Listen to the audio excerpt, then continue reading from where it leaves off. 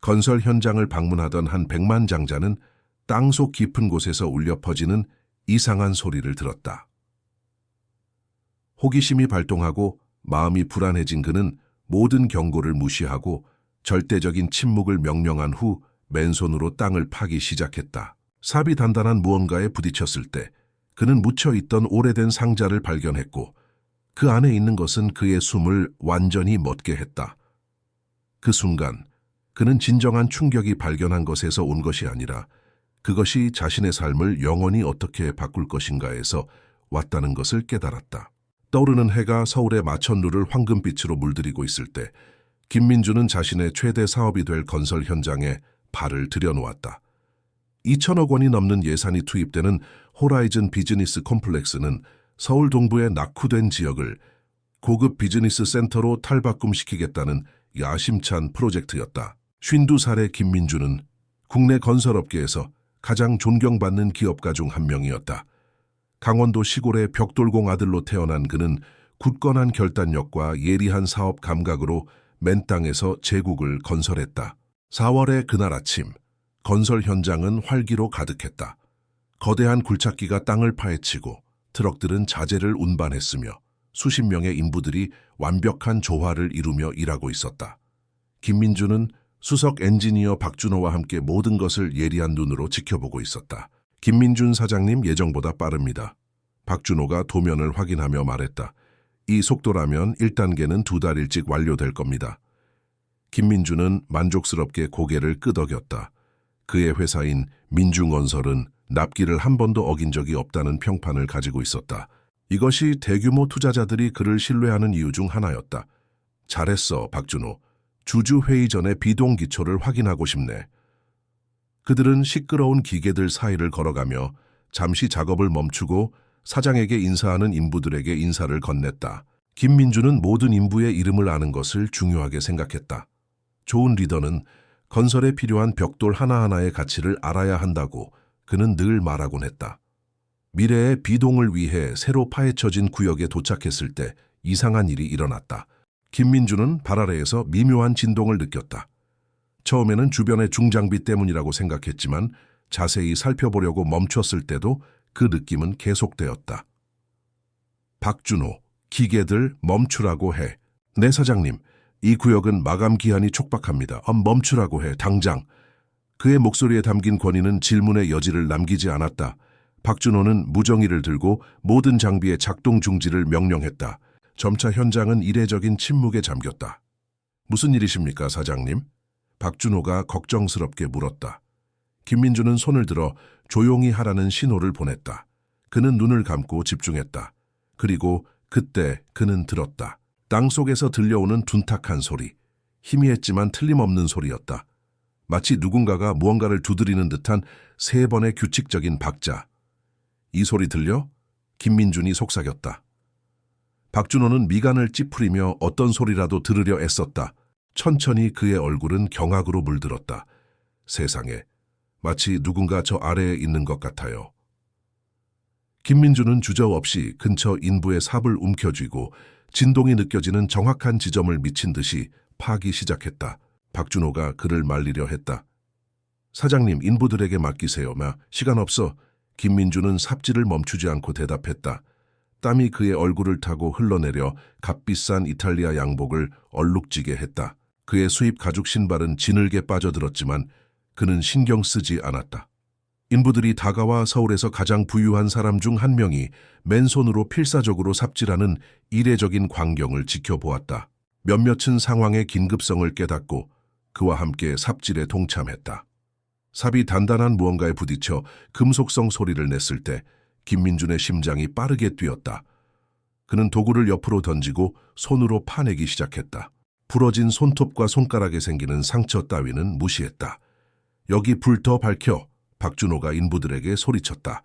손전등 불빛 아래에서 김민주는 마침내 거의 1m 깊이에 묻혀있던 작은 금속 상자를 발견했다.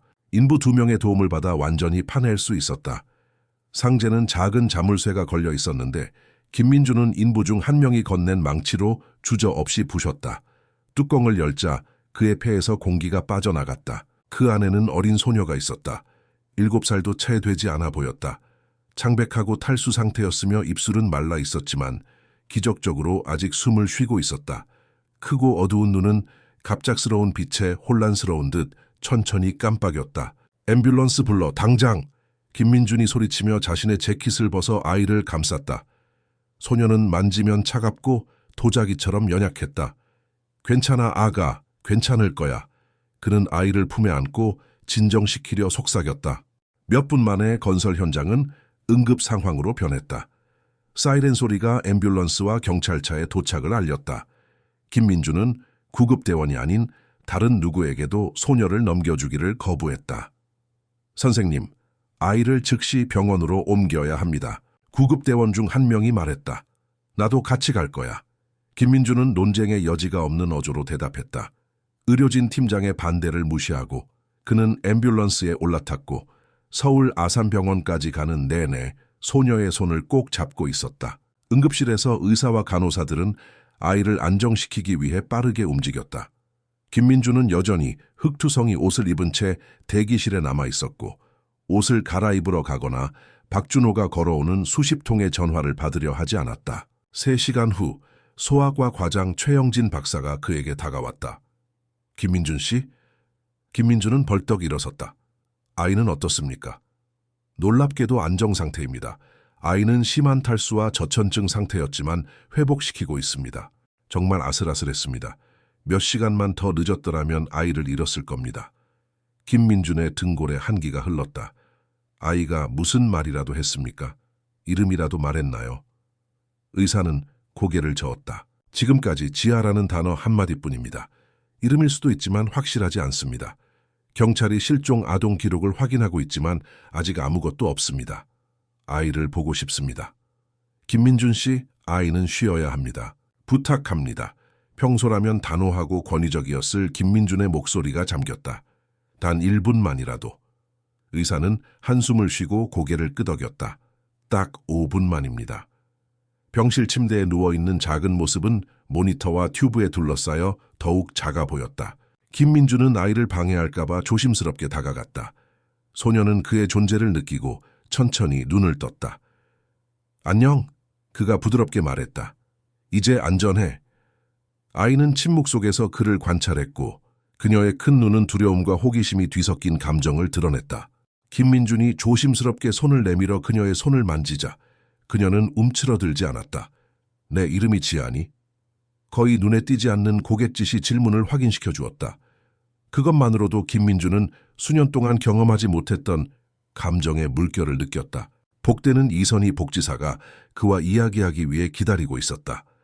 엄격해 보이지만 자애로운 눈빛을 가진 이선희 씨는 30년 동안 아동보호 시스템에서 일해왔다.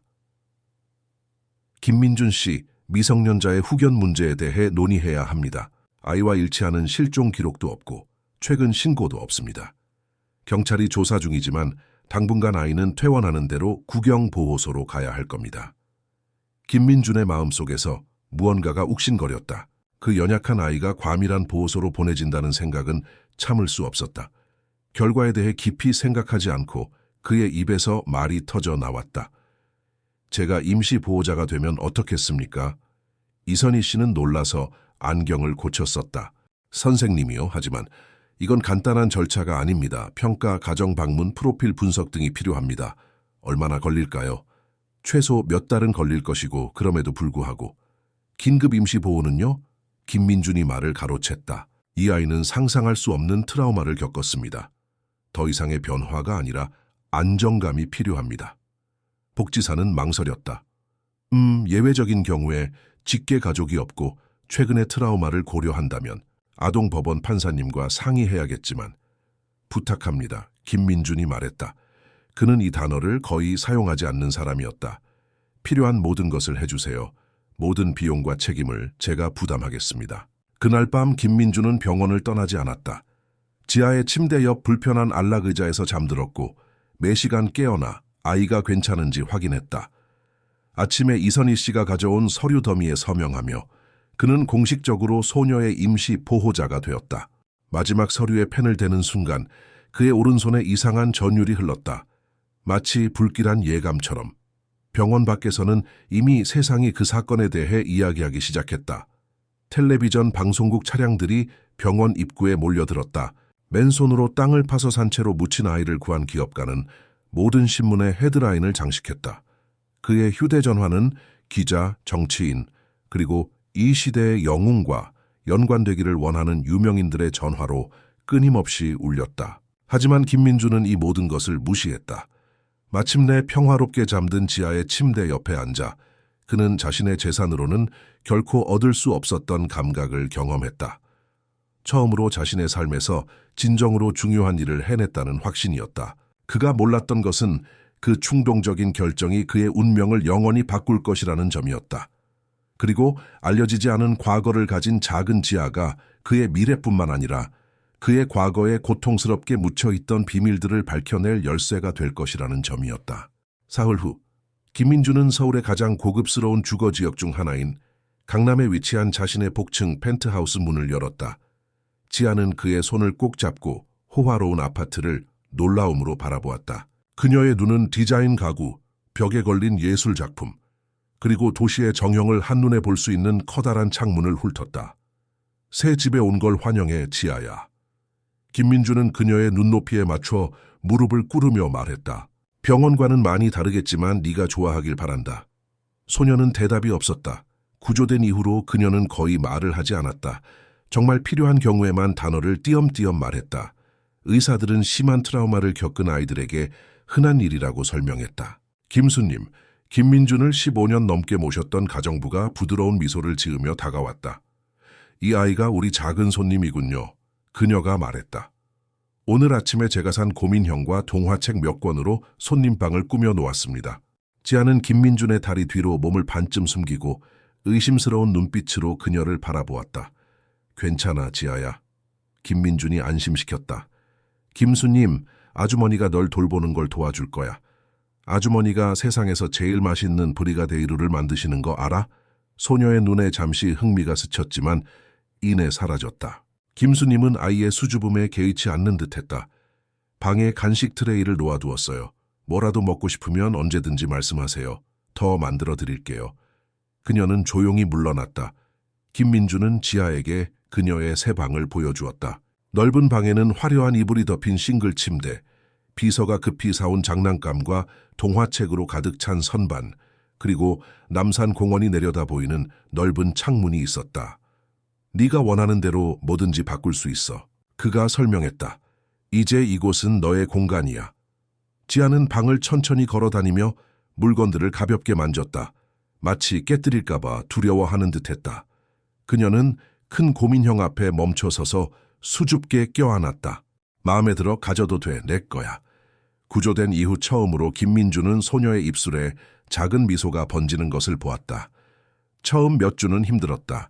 지아는 김민준을 당황하게 하고 김수님을 걱정시키는 행동을 보였다. 침대에서 자기를 거부하고 방 구석의 벽에 기대어 자는 것을 선호했다. 나중에 먹을 것이 없을까봐 베개 밑에 음식을 숨겼다. 큰 소리에 놀라 밤중에 비명을 지르며 깨는 악몽을 자주 꾸었다. 아이를 키워본 경험이 없는 김민준, 특히 트라우마를 겪은 아이에게는 더욱 그랬기에 전문가의 도움을 구했다. 아동심리학자 김지영 박사가 일주일에 3번 지아를 방문했고 김민준 자신도 상황에 대처하는 방법을 배우기 위해 치료사와 상담을 시작했다. 인내심을 가지세요. 김지영 박사가 조언했다. 아무것도 강요하지 마세요. 지아는 다시 안전함을 느껴야 하고 그것은 시간이 걸립니다. 예측 가능한 일상을 만들어주는 것이 신뢰를 쌓는 데 도움이 됩니다. 조언을 따르며 김민주는 자신의 삶을 완전히 재편했다.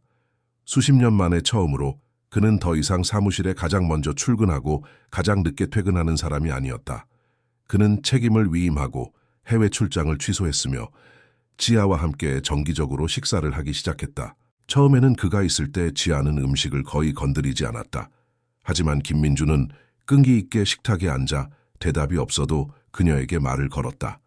점차 지아는 그가 주변에 있을 때 음식을 먹기 시작했고 처음에는 소량이었지만 나중에는 더 많은 식욕을 보였다. 밤에는 그녀에게 이야기를 읽어주는 의식을 만들었다. 지아는 독서 중에는 결코 잠들지 않았지만 더 차분해졌다. 김민주는 그녀가 문틈으로 보이는 자신의 서재 불빛이 켜져 있어야만 잠들 수 있다는 것을 알게 되었다. 그는 새벽이 오기 전에 그 안심시키는 불빛이 결코 꺼지지 않도록 집에서 늦게까지 일하기 시작했다. 아파트 밖에서는 세상이 그 이야기에 집착하는 듯했다. 신문, 잡지, 텔레비전 프로그램들은 그 사건이 건설 현장의 기적으로 알려지면서 세부 사항을 다투어 보도했다. 사진 기자들은 건물 로비에 몰려들어 김민준과 소녀의 모습을 포착하기 위해 기다렸다. 처음에는 헤드라인이 긍정적이었다. 영웅적인 기업가 산채로 묻힌 아이를 구하다. 생명을 구하기 위해 손에 흙을 묻히는 것을 두려워하지 않은 백만장자. 김민준은 인터뷰 요청 표창, 심지어 구조에 대한 책 제안까지 받았다. 그는 모든 것을 거절했다. 그의 우선순위는 지하였고 그녀를 언론에 노출시키는 것은 그녀의 트라우마를 악화시킬 뿐이었다. 그러나 이 결정은 추측을 부추기기 시작했다. 왜 이렇게 비밀이 많지? 한 영향력 있는 칼럼니스트가 질문했다. 우리가 보는 것보다 더 많은 것이 이 이야기 속에 있는 건 아닐까? 서서히 서사가 바뀌기 시작했다. 이 모든 것이 조작된 것일까? 한 선정적인 뉴스 포털이 물었다. 측근 소식통들은 구조와 민중건설의 재정 문제 사이에 우연의 일치에 의문을 제기한다. 김민주는 처음에는 소문을 무시했지만 투자자들이 회사의 이미지에 대해 걱정하며 전화를 걸어오기 시작하자 이를 피할 수 없게 되었다. 그의 비서 정유미가 걱정스러운 표정으로 그의 집 서재로 들어왔다. 김민준 사장님, 이사회가 내일 임시회의를 소집했습니다. 급한 것 같습니다. 김민준은 한숨을 쉬었다. 무슨 일로? 구체적으로 말하지는 않았지만 강성철 이사님이 대중 이미지에 대한 우려와 최고 경영진의 주의 산만을 언급했습니다. 강성철은 이사회 의장이었고 대학 시절 오랜 친구였지만 이제는 사람 뒤의 숫자들에 더 관심이 있는 듯했다. 갈 거야. 김민주는 관자놀이를 문지르며 대답했다. 다음 날 아침 그는 지하를 김수님과 김지영 박사에게 맡기고 회사 본사로 향했다. 엘리베이터에서 휴대전화를 확인하니 최신 뉴스 기사가 보였다. 한 영향력 있는 텔레비전 채널이 소녀의 구조가 민중건설의 마케팅 전략이 아니었는지 의문을 제기하고 있었다. 그가 들어섰을 때 30층 회의실은 긴장감으로 가득했다. 주요 주주들을 대표하는 8명의 남성과 2명의 여성이 정장을 입고 그를 바라보았는데 그들의 표정은 걱정에서 노골적인 불승인까지 다양했다. 김민준, 와줘서 고맙네. 강성철이 평소에 악수도 없이 말을 시작했다. 본론으로 들어가자. 이사회는 상황이 흘러가는 방향에 대해 우려하고 있네. 정확히 어떤 방향 말입니까? 김민준은 침착함을 유지하며 물었다. 언론의 추측이 우리 회사 주계에 영향을 미치고 있습니다. 투자페온드 대표 윤서연이 끼어들었다. 지난주에 8% 하락했습니다. 그리고 당신은 중요한 해외 투자자 회의 3번을 불참했습니다. 다른 이사가 덧붙였다. 두바이 프로젝트는 사실상 물 건너갔습니다. 김민준은 그들 한 명 한 명을 바라보았다. 수년 일부는 수십 년 동안 함께 일했던 사람들. 저는 끔찍한 트라우마를 겪은 아이를 돌보고 있습니다. 여러분 중 누구도 상상할 수 없는 상황에서 제가 구해낸 아이입니다. 누구도 구조 당일 당신의 행동에 의문을 제기하지 않습니다. 강성철이 단어를 신중하게 고르며 말했다. 그것은 훌륭했습니다. 하지만 언론의 상황을 해명하려는 당신의 거부는 우리 모두에게 해를 끼치는 음모론을 부추기고 있습니다. 트라우마를 겪은 아이를 홍보에 이용하라는 말씀이십니까? 김민준이 믿을 수 없다는 듯 물었다. 우리는 당신이 상장 회사 사장으로서 행동하기를 원합니다. 윤서연이 차갑게 대답했다.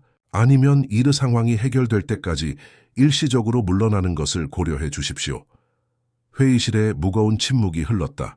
김민준은 다시 테이블 주변의 얼굴들을 바라보았다.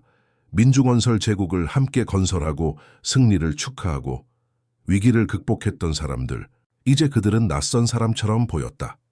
회사의 이미지에 해를 끼칠까봐 두려워하는 마음이 우리가 실제 아이에 대해 거의 목숨을 잃을 뻔한 인간에 대해 이야기하고 있다는 사실을 잊게 만든다면 우리는 우리가 건설했던 어떤 불안정한 집안보다 더 취약한 기초 위에 건물을 짓고 있는 것입니다. 그는 서류철을 닫고 일어섰다. 물러날 필요 없습니다. 저는 민중언설의 사장 겸 CEO직에서 즉시 사임하겠습니다.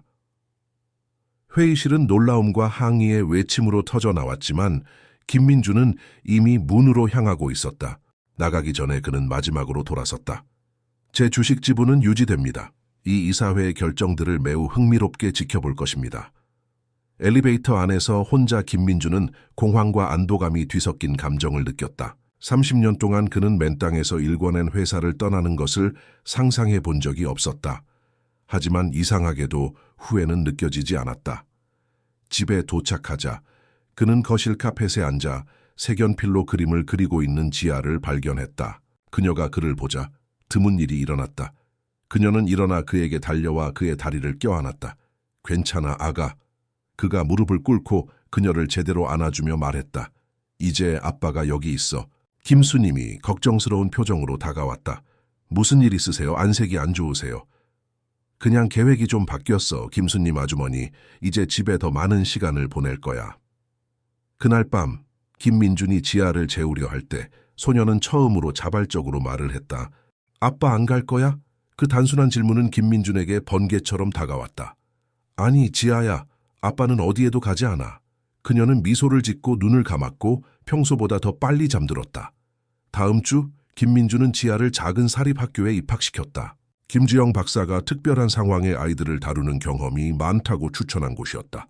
첫날 그녀는 그의 손을 놓기를 거부했고 그는 결국 오전 내내 교실에 머물렀다.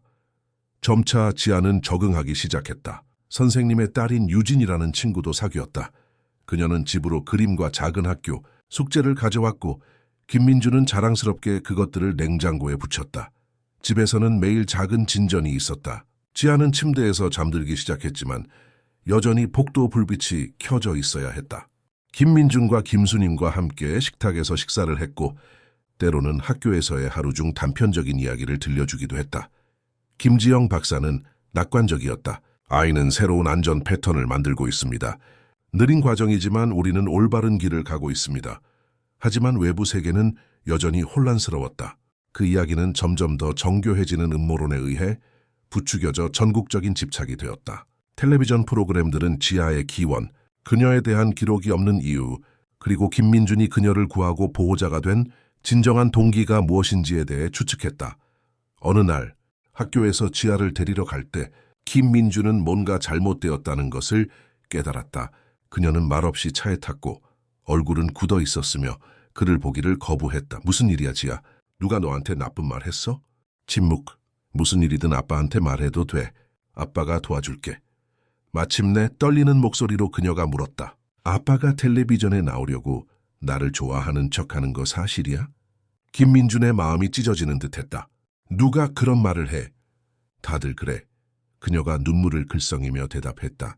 지훈이가 아빠 아버지가 텔레비전에서 아빠가 유명해지려고 나를 이용한다고 하는 걸 봤대. 김민주는 차를 세우고 그녀를 마주 보았다. 지아야, 아빠를 봐. 사람들은 가끔 나쁜 말을 해.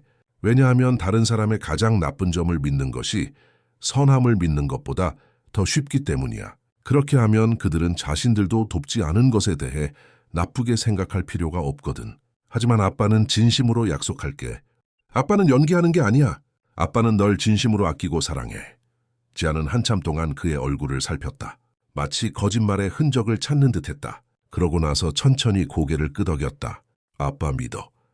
그날 밤 지아가 잠든 동안 김민주는 결심했다. 추측들이 아이에게 영향을 미치고 있었고 그것은 용납할 수 없는 일이었다. 다음 날 아침 그는 변호사에게 전화했다. 영구 입양 절차를 시작하고 싶습니다. 입양 절차는 김민준이 상상했던 것보다 훨씬 복잡했다. 그의 변호사 이태준은 심리평가, 가정방문, 재정분석, 이웃 및 지인 면담, 그리고 여전히 미스터리로 남아있는 지아의 과거에 대한 조사를 포함한 수많은 단계를 설명했다. 경찰은 아직 아무것도 찾지 못했습니까? 김민준이 지아가 학교에 있는 동안 아파트에서 열린 회의에서 물었다.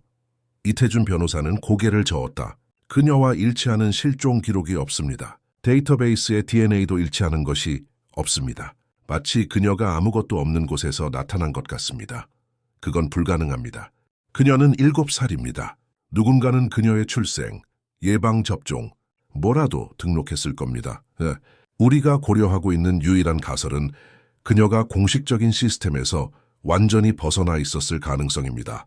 아마도 고립된 삶을 살던 가족이나 변호사가 망설였다면 아니면 누군가가 그녀를 태어날 때부터 고의적으로 숨겨왔을 가능성입니다. 그 생각은 김민준이 감당하기에는 너무나 충격적이었다. 누가 아이에게 그런 짓을 할까? 그리고 왜? 아동법원 판사 박은혜는 이 사건에 대해 조심스러운 태도를 보였다. 김민준 씨, 지아를 입양하려는 당신의 바람은 이해하지만 아이의 최선의 이익을 고려해야 합니다. 그녀의 출신을 알지 못한다는 사실이 절차를 복잡하게 만듭니다. 그리고 솔직히 당신의 갑작스러운 삶의 변화는 의문을 제기합니다. 어떤 종류의 의문입니까? 김민준이 짜증이 치밀어 오르는 것을 느끼며 물었다. 당신은 이전에 아이를 키워본 경험 없이 힘든 경력을 가졌는데 갑자기 모든 것을 버리고 구조한 낯선 소녀를 돌보고 있습니다. 이 결정이 충동적이거나 죄책감이나 홍보에 의해 동기부여된 것이 아닌지 확인해야 합니다. 죄책감? 홍보? 김민준은 테이블 아래에서 주먹을 꽉 쥐었다. 존경하는 판사님, 저는 이 아이의 생명을 구했습니다. 우리는 유대감을 형성했습니다. 그녀는 저를 신뢰하고 발전하고 있습니다.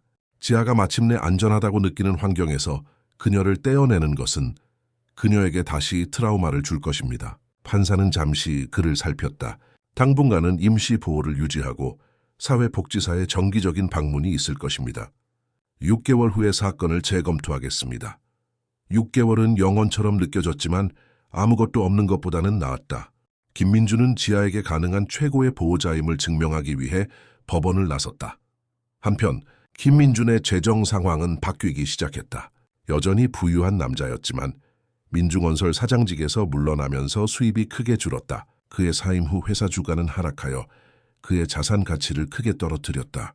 현재 강성철이 이끄는 이사회와의 분쟁으로 인해 여러 투자가 동결되었다. 김민준은 그것에 크게 신경 쓰지 않았다. 그는 상당한 저축을 가지고 있었고 호화로운 삶은 그의 우선순위가 아니었다. 그를 정말 괴롭힌 것은 언론이 그의 이야기를 추악한 것으로 만들려는 끊임없는 시도였다.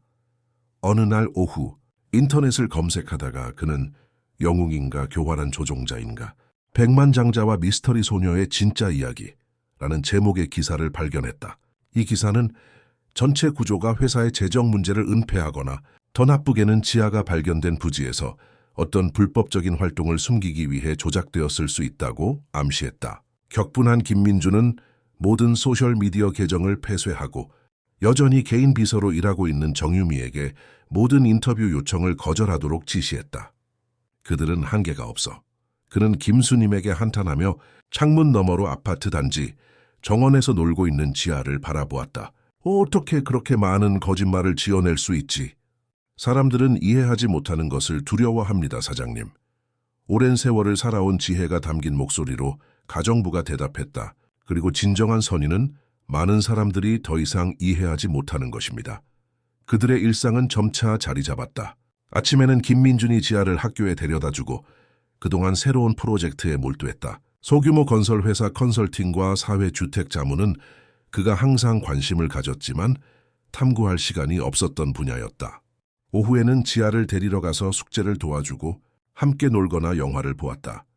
주말에는 김민준이 전에는 해보지 않았던 방식으로 서울을 탐험했다. 공원, 박물관, 어린이 전시회를 방문했다. 지아는 남산공원을 특히 좋아했고 별이 투영되는 플라네타륨에서 경탄했다. 그녀는 또한 식물에 대한 관심을 키워 발견하는 모든 종을 신나게 식별했다. 어느 날 밤 김민준은 자신의 방문에 붙어있는 지아의 삐뚤빼뚤한 글씨로 쓰인 쪽지를 발견했다. 왜 사람들이 아빠를 안 좋아해요? 그의 마음이 아팠다.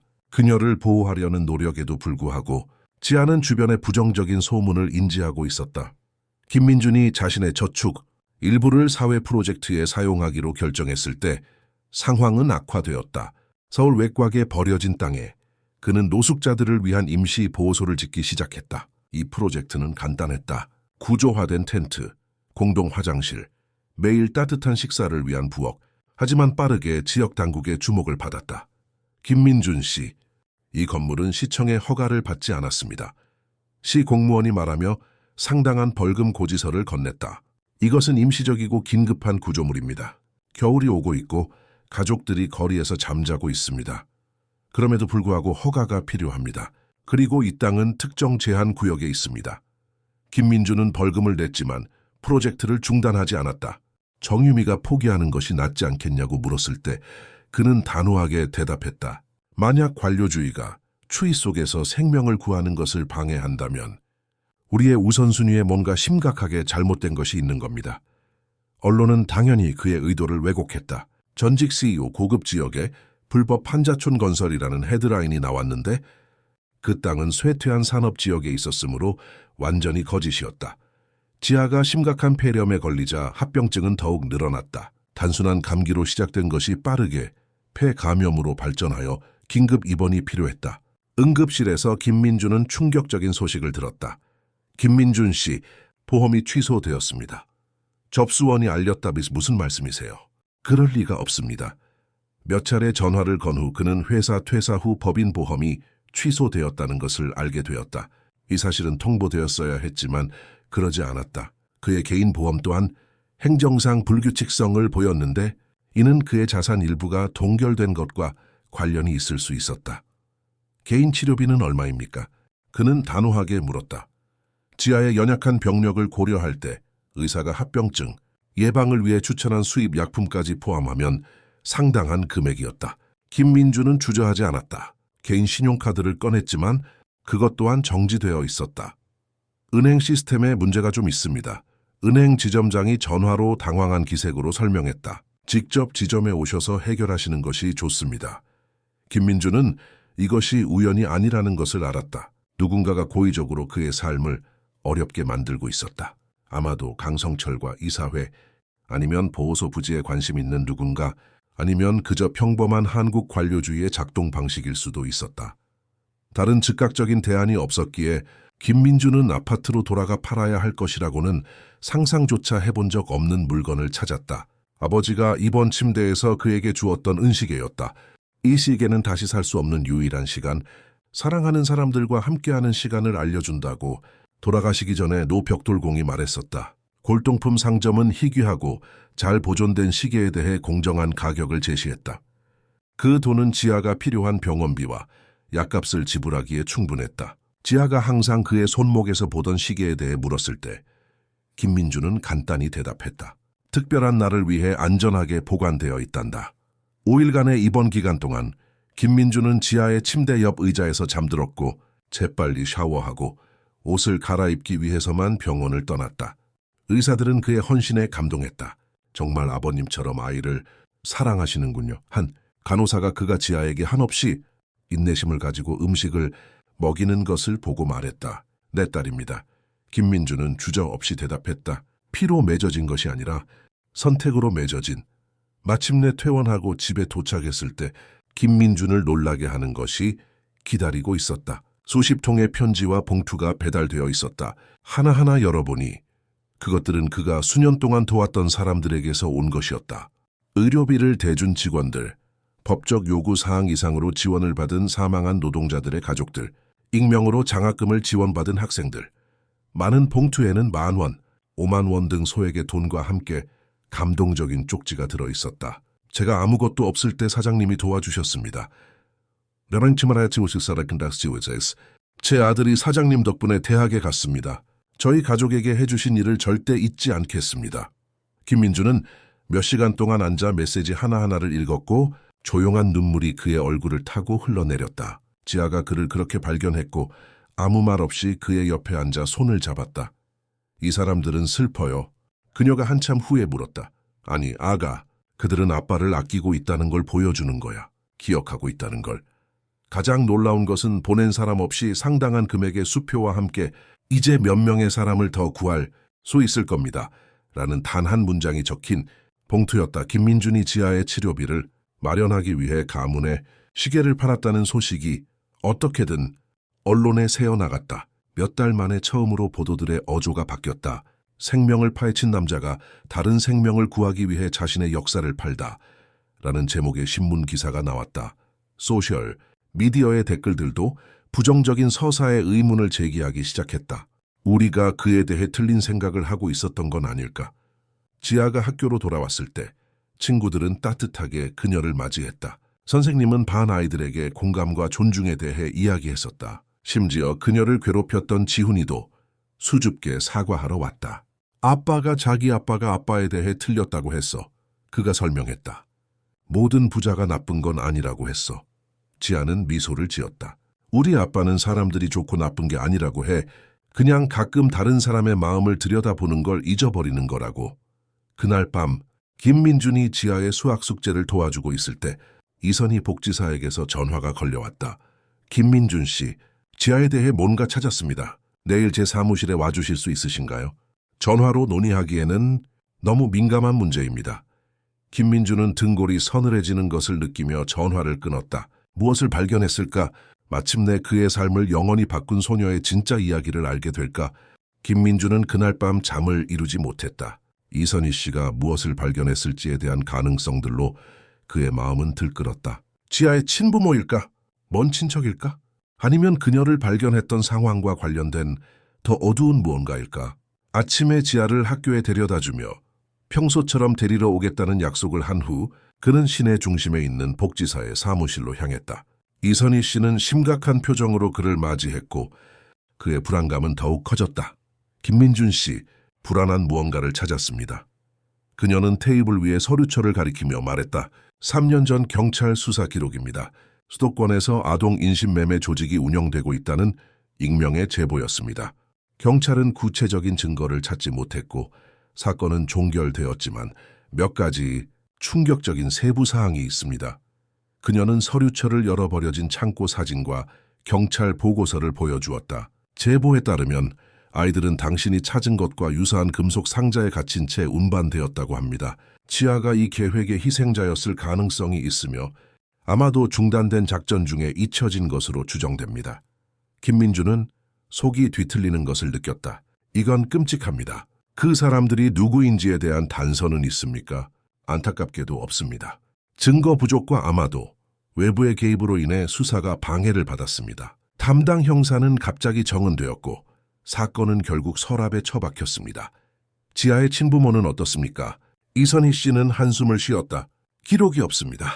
그녀가 아기 때 납치되었거나 그녀는 망설였다면 아니면 극심한 취약 상태에 있는 가족이 그녀를 팔았을 수도 있습니다. 김민준은 눈을 감고 정보를 처리하려 애썼다. 지아가 그렇게 많은 고통을 겪었다는 생각은 거의 참을 수 없었다. 이것이 민감한 문제로 이어집니다. 김민준 씨, 이선희 씨가 계속했다. 지아를 찾으신 곳 말입니다. 그곳이 왜요? 민중건설의 부지였죠? 당신 회사가 그곳을 얼마 동안 소유했습니까? 김민준은 미간을 찌푸렸다. 약 2년 정도요. 호라이즌 비즈니스 콤플렉스 프로젝트를 위해 인수했습니다. 왜 그러십니까? 모든 가능한 연결고리를 확인하는 것은 표준 절차일 뿐입니다. 그녀가 대답했지만 그녀의 어조에는 단순한 절차 이상의 무언가가 암시되어 있었다. 제 회사가 이 일과 어떤 관련이 있는지 조사하고 있는 겁니까? 김민준이 믿을 수 없다는 듯 물었다. 비난하는 것이 아닙니다, 김민준 씨. 단지 프로토콜을 따르는 것뿐입니다. 지난 몇 년 동안 많은 아이들이 사라졌고 우리는 모든 가능성을 배제해야 합니다. 김민준은 분노가 치밀어 오르는 것을 느꼈다. 저는 그 아이를 구했습니다. 제 삶을 그 아이에게 바쳤습니다. 제 경력을 포기하고 명예훼손과 박해를 견뎌냈습니다. 그런데 이제 제가 용의자입니까? 이선희 씨는 화해의 제스처로 손을 들었다. 그렇게 말한 적 없습니다. 사실 지아에 대한 당신의 헌신은 입양 절차에서 유리한 점입니다. 판사님은 최근 보고서, 특히 병원 사건 이후에 깊은 인상을 받았습니다. 이것이 김민준을 약간 진정시켰다. 이제 어떻게 됩니까? 경찰은 조용히 수사를 재개했습니다. 지아에 대해서는 현재 계획을 계속 진행합니다. 당신의 임시 보호는 변함없고 입양 절차는 계속 평가 중입니다. 하지만 그녀는 다시 망설였다. 위험에 대해 아셔야 할 것 같았습니다. 어떤 위험이요? 만약 친부모를 찾거나 그녀가 가족에게서 납치된 것으로 밝혀진다면 상황이 바뀔 수 있습니다. 김민준은 발밑의 땅이 사라지는 듯한 느낌을 받았다. 지아를 잃는다는 생각은 참을 수 없었지만 어딘가에 필사적으로 딸을 찾는 부모가 있을 가능성도 무시할 수 없었다. 그는 이선희 씨의 사무실을 깊은 불안감에 휩싸여 나왔다. 시내를 정처 없이 걷는 동안 그의 마음은 모순된 생각들로 들끓었다. 만약 지아의 진짜 부모를 찾으면 그가 그녀를 잃는 것을 감당할 수 있을까? 하지만 친가족이 존재한다면 어떻게 그녀를 친가족에게서 빼앗을 수 있을까? 거대한 오고의 광고판이 그의 눈길을 사로잡았다. 그의 얼굴과 함께 한국을 뒤흔든 구조라는 헤드라인이 실린 사건에 대한 탐사, 다큐멘터리를 알리는 광고였다. 그의 속이 역겨움으로 뒤틀렸다. 한편 지아는 학교에서 자신만의 드라마를 겪고 있었다. 대부분의 친구들은 이제 그녀를 잘 대해주었지만 일부 부모들은 그녀의 비극적인 이야기가 전염성이 있는 것처럼 자녀들이 그녀에게 다가가는 것을 계속 금지했다. 체육, 시간. 지아는 트램폴린을 사용하기 위해 줄을 서서 기다리고 있었다. 그때 그녀는 두 엄마가 관중석에서 자신을 들을 수 있다는 것을 모른 채 대화하는 것을 들었다. 저 아이, 그 기업가 아이잖아. 한 엄마가 말했다. 이상하지 않아? 이 모든 이야기가 우리 남편은 뭔가 잘못된 게 있다고 해. 그 김민주는 사업에서 늘 더러운 수법을 쓰는 걸로 알려졌잖아. 아마 아이는 그의 정부와의 딸이고 이 모든 게 연극일 거야. 지아는 혈액이 끓어오르는 것을 느꼈다. 두 번 생각할 필요도 없이 그녀는 줄을 떠나 그 여자들에게 다가가 자신도 모르는 용기로 큰 소리로 말했다. 우리 아빠는 세상에서 제일 좋은 사람이에요. 아줌마들은 아무것도 몰라요. 여자들은 자신들의 대화가 들렸다는 것을 깨닫고 얼굴이 빨개졌다. 소란에 놀란 체육 선생님 이수민이 재빨리 다가왔다. 지아, 무슨 일이야? 그 아줌마들이 우리 아빠에 대해 거짓말을 하고 있었어요. 소녀가 환한 눈물을 글썽이며 대답했다. 이수민 선생님은 지아를 특별히 섬세하게 대해주던 헌신적인 젊은 여성이었다. 그녀는 두 엄마에게 비난의 시선을 던지며 지아를 체육관 밖으로 데리고 나갔다. 무지한 사람들이 하는 말에 신경 쓰지 마. 지아, 그녀가 위로했다. 사람들은 가끔 모르는 것을 판단하곤 해. 지아는 눈물을 닦으며 고개를 끄덕였다. 왜 그들은 우리 아빠를 싫어해요? 아빠는 좋은 일만 하는데 어떤 사람들은 이기심 없는 선함을 믿기 어려워해. 이수민이 현명하게 대답했다.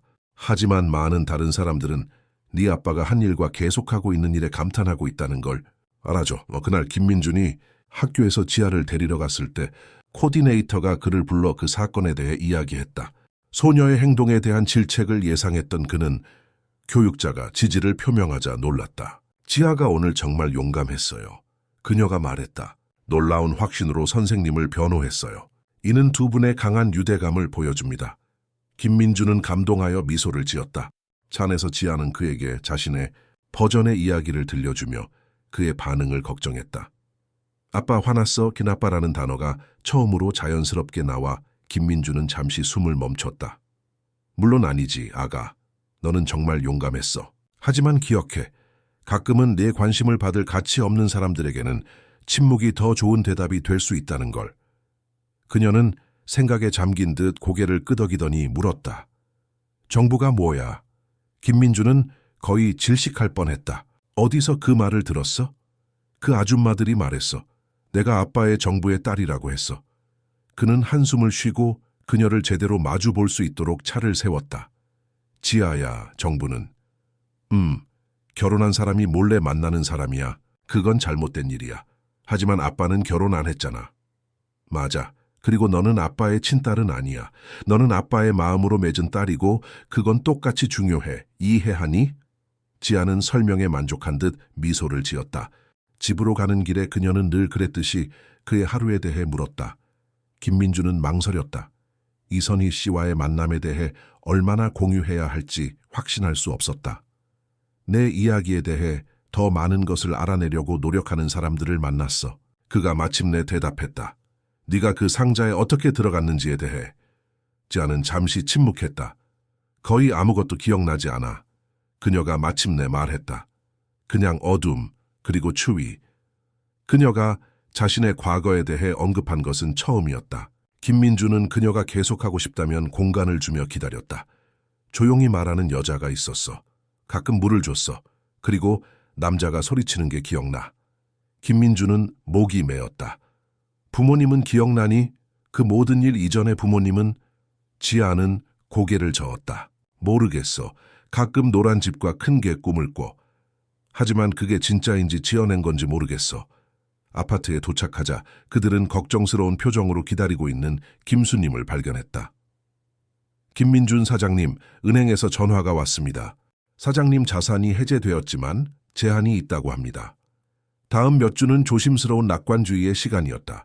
김민준의 재정 자원은 부분적으로 해제되어 그는 이제 보호소 프로젝트를 재개할 수 있었다. 집중적인 협상과 이 문제에 공감한 시의원의 지원을 받아 필요한 시 허가를 받았다. 받은 기부금을 사용하여 김민준은 사회 활동을 확장했다. 보호소뿐만 아니라 노숙자들을 위한 성인 문해 교육 프로그램도 포함하여 어려운 지역 사회에 식량 바구니와 의약품을 직접 전달했다. 지아는 가능한 한 언제나 그와 동행하며 도움을 받은 모든 사람의 이름을 색색의 작은 수첩에 조심스럽게 기록했다. 포장된 물품에 영감을 주는 메시지를 넣자는 아이디어를 낸 것은 그녀였다. 사람들은 음식이 필요하지만 희망도 필요해요. 그녀는 김민준을 자주 놀라게 하는 지혜로 설명했다. 어느 날 이 배달 중 하나에서 돌아오던 길에 그들은 건물 문 앞에서 기다리고 있는 한 남자를 발견했다. 약 70살의 최민식 씨였다. 민중언설의 옛 공사 감독관으로 지금은 은퇴한 사람이었다. 김민준 사장님. 그가 굵은 목소리로 불렀다. 사장님과 할 얘기가 있습니다. 그 아이에 대한 겁니다. 김민준은 즉시 긴장했다. 지아야, 김수님 아주머니랑 먼저 올라가 있으렴. 최민식 씨랑 이야기 좀 할게. 둘만 남게 되자 노인은 바로 본론으로 들어갔다. 사장님, 텔레비전에서 사장님에 대해 떠드는 모든 것, 그 비난들을 보고 있습니다. 공정하지 않습니다. 사장님이 좋은 분이라는 걸 압니다. 고맙습니다, 최민식 씨. 그런데 그게 지아와 무슨 관계가 있습니까? 늙은 목수는 마치 누가 들을까 두려워하는 듯 주위를 둘러보았다. 사장님, 저는 사장님이 그 아이를 찾으셨던 그 땅의 준비 작업에 참여했습니다. 그때 불법 폐기물 문제 있었던 거 기억하십니까? 그때 신고했었습니다. 김민준은 그 사건을 어렴풋이 기억하며 고개를 끄덕였다. 땅에서 불법으로 버려진 건축 자재를 발견했습니다. 회사는 적절히 폐기하고 구역을 둘러쌌습니다. 맞습니다. 하지만 그때는 말하지 않았던 건 밤에 이상한 사람들이 그 주변을 배회하는 것을 봤다는 겁니다. 그냥 노숙자라고 생각했지만 이제 모든 일이 일어난 후에는 어떤 종류의 사람들이었습니까, 최민식 씨? 식별표 없는 트럭을 탄 남자들이었습니다. 그들은 이상한 시간에 무거운 물건들을 내렸습니다. 전구진 엔지니어에게도 말했지만 그는 끼어들지 말라고 했습니다. 땅이 판자촌 근처에 있어서 문제를 만들지 않는 게 좋다고 했습니다. 김민준은 등골이 서늘해지는 것을 느꼈다. 전구진은 강성철이 인수 후 땅 준비를 책임지도록 한 엔지니어였다. 왜 이 정보를 저에게 더 일찍 알려주지 않았습니까, 최민식 씨? 노인은 눈을 내리깔았다. 두려웠습니다, 사장님. 사장님이 회사를 떠난 후에 사장님을 지지하는 사람은 해고될 것이라고 소문이 돌았습니다. 저에게는 아직 회사에서 일하는 손자가 있어서 그 아이의 일자리를 지켜야 했습니다. 하지만 이제 그는 구겨진 종이 한 장을 주머니에서 꺼냈다. 제 기록을 정리하다가 이걸 찾았습니다. 그때 제가 적어둔 트럭 번호판입니다. 사장님이 아셔야 할 것 같았습니다. 김민준은 떨리는 손으로 종이를 받았다. 결정적인 단서가 될 수도 있었다. 고맙습니다, 최민식 씨. 이건 매우 중요할 수 있습니다. 김민준 사장님, 노인이 그의 어깨에 손을 얹었다. 사장님이 그 아이를 구했습니다. 그 선행을 더럽히게 두지 마십시오. 강력한 사람들이 이 이야기를 묻어버리고 싶어 합니다. 어떤 사람들이요, 최민식 씨? 더 아는 것이 있습니까? 목수는 다시 주위를 둘러보며 눈에 띄게 초조해했다. 전구진 엔지니어가 이전에 본 적 없는 사람들과 이상한 회의를 가졌다는 것만 압니다. 그리고 사장님이 아이를 찾은 후에 그는 서둘러 동남아 지사로 정은되었습니다. 너무나 편리하지 않습니까?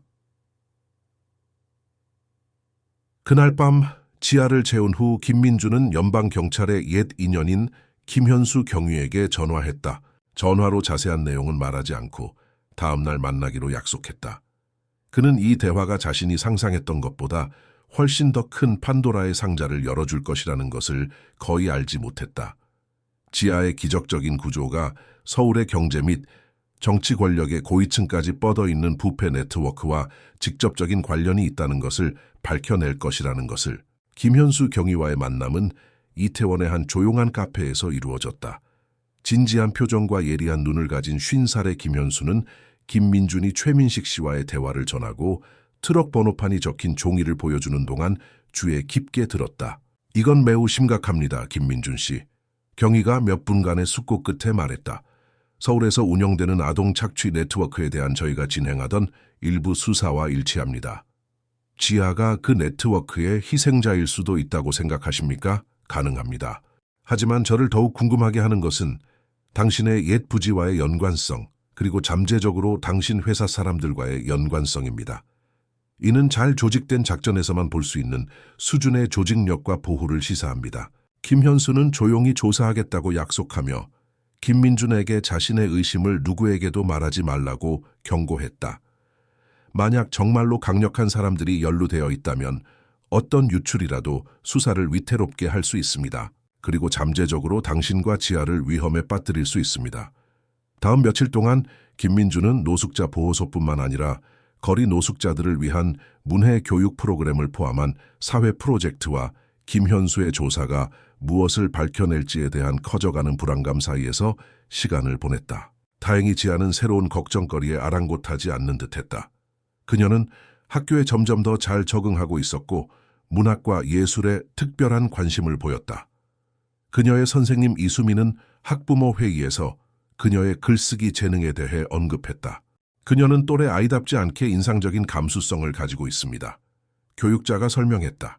일상의 영웅들에 대한 에세이를 썼는데 모든 교직원들을 감동시켰습니다. 회의 후 집으로 돌아가는 길에 지아는 주말에 서울시립미술관으로 가는 학교 견학에 참여해도 되는지 수줍게 물었다. 물론이지. 김민준은 그녀가 또래 아이들처럼 활동에 관심을 보이는 것을 보고 기뻐하며 대답했다. 이수민 선생님이 부모님 허락이 필요하다고 했어요. 그녀는 망설이며 말을 이었다. 아빠가 허락할 거라고 말했는데 지훈이가 아빠는 내 진짜 아빠가 아니라고 했어요. 김민준은 마음이 아팠다. 친구들과의 관계에서 진전이 있었음에도 불구하고 지아는 여전히 자신의 특이한 상황 때문에 어려운 순간들을 겪고 있었다. 지아야, 아빠를 봐. 그는 안전한 곳에 차를 세우고 말했다. 세상에는 많은 종류의 가족이 있어. 어떤 가족은 피로 맺어지고 어떤 가족은 사랑과 선택으로 맺어져. 우리 가족은 다를 수 있지만 다른 어떤 가족만큼이나 진짜야. 이해하니? 그녀는 생각에 잠긴 듯 고개를 끄덕였다. 다른 씨앗에서 자라지만 여전히 진짜 나무 같은 거예요? 김민준은 그녀의 직관적인 지혜에 다시 한번 감탄하며 미소를 지었다. 정확히 그래. 그리고 아빠는 네 아빠로서 아주 자랑스럽게 허락 서명에 서명할 거야. 주말에 지아가 친구들과 함께 박물관을 방문하는 동안 김민준은 김현수에게서 전화를 받았다. 중요한 소식이 있습니다. 오늘 밤 만날 수 있을까요? 급합니다. 그들은 다시 같은 카페에서 만났다. 경위는 깊은 다크서클과 함께 긴장해 보였다. 당신이 준 번호판은 4년 전 도난당한 차량의 것이었습니다. 도난 후 3개월 뒤 고양시에서 버려진 채 불에 탄 상태로 발견되었습니다. 그것은 의미하는 바가 그 트럭을 사용하던 사람들은 신원을 밝히고 싶지 않았다는 뜻입니다. 하지만 더 흥미로운 것을 얻었습니다. 김현수는 테이블 위로 서류철을 밀었다. 이 사람들 중에 아는 사람이 있습니까? 김민준은 흐릿한 감시 사진들을 살펴보았다. 한 사진에는 산업 창고 앞에서 세 남자가 대화하는 모습이 보였다. 그들 중 한 명을 알아보는 순간 그의 피가 차갑게 식었다. 이 사람은 제가 언급했던 전구진 엔지니어입니다. 그리고 이 사람, 그는 믿을 수 없다는 듯 두 번째 남자를 가리켰다. 제 옛 회사 재무이사 이준영 씨 같습니다. 네 번째는요. 김민준은 나이가 많고 품이 있어 보이는 남자를 살폈다. 확실하지는 않지만 부동산 업계 사업가 서진우 씨 같습니다. 몇 년 전 그와 협상을 했지만 아무것도 성사되지 않았습니다. 김현수는 심각하게 고개를 끄덕였다. 서진우는 현재 돈 세탁 혐의로 조사받고 있으며 영향력 있는 정치인들과 연줄이 있습니다. 사진은 약 1년 전 나중에 아이들이 감금되어 있던 증거가 발견된 장소 근처에서 찍혔습니다. 저는 세상에, 김민준은 메스꺼움을 느꼈다. 제 회사가 이 계획에 연루되어 있었다고 생각하십니까?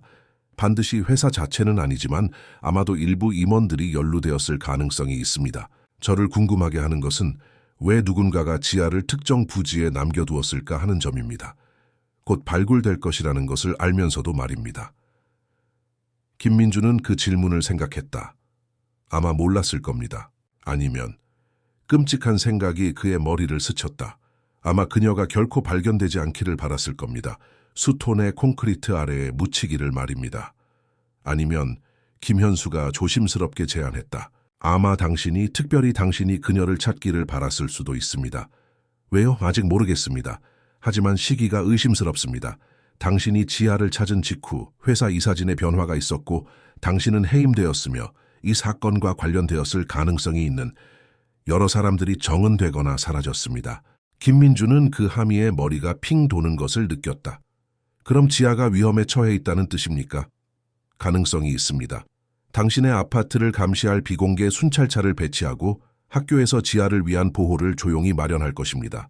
그동안 평소처럼 행동하십시오. 아무도 놀라게 하고 싶지 않습니다. 그리고 잠재적인 연루자들에게 경고하고 싶지도 않습니다. 다음 며칠 동안 김민주는 끊임없이 경계 상태에 있었다. 강박적으로 자물쇠를 확인하고 지하의 모든 이동에 동행하며 김수님에게 사전 확인 없이는 아무에게도 문을 열어주지 말라고 지시했다. 지아는 늘 그랬듯이 그의 행동 변화를 알아챘다. 무슨 일 있어, 아빠? 걱정스러워 보여. 그냥 피곤해서 그래, 아가. 그가 거짓말했다. 새로운 프로젝트가 많아서. 그녀는 예리한 눈으로 그를 살폈다. 아빠는 항상 우리 서로에게 거짓말하지 말라고 했잖아. 김민주는 한숨을 쉬었다. 지아는 비록 부분적일지라도 어떤 형태의 진실을 들을 자격이 있었다. 응, 일이 좀 걱정돼. 보호소에서 우리가 하는 일을 싫어하는 사람들이 있어.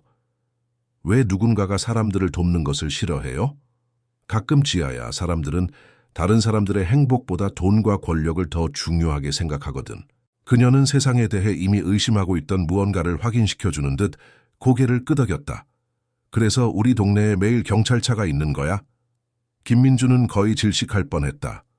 너 그걸 알아챘어? 당연하지. 그녀는 내가 바보 같다고 생각하니? 라고 분명히 말하는 듯한 표정으로 대답했다.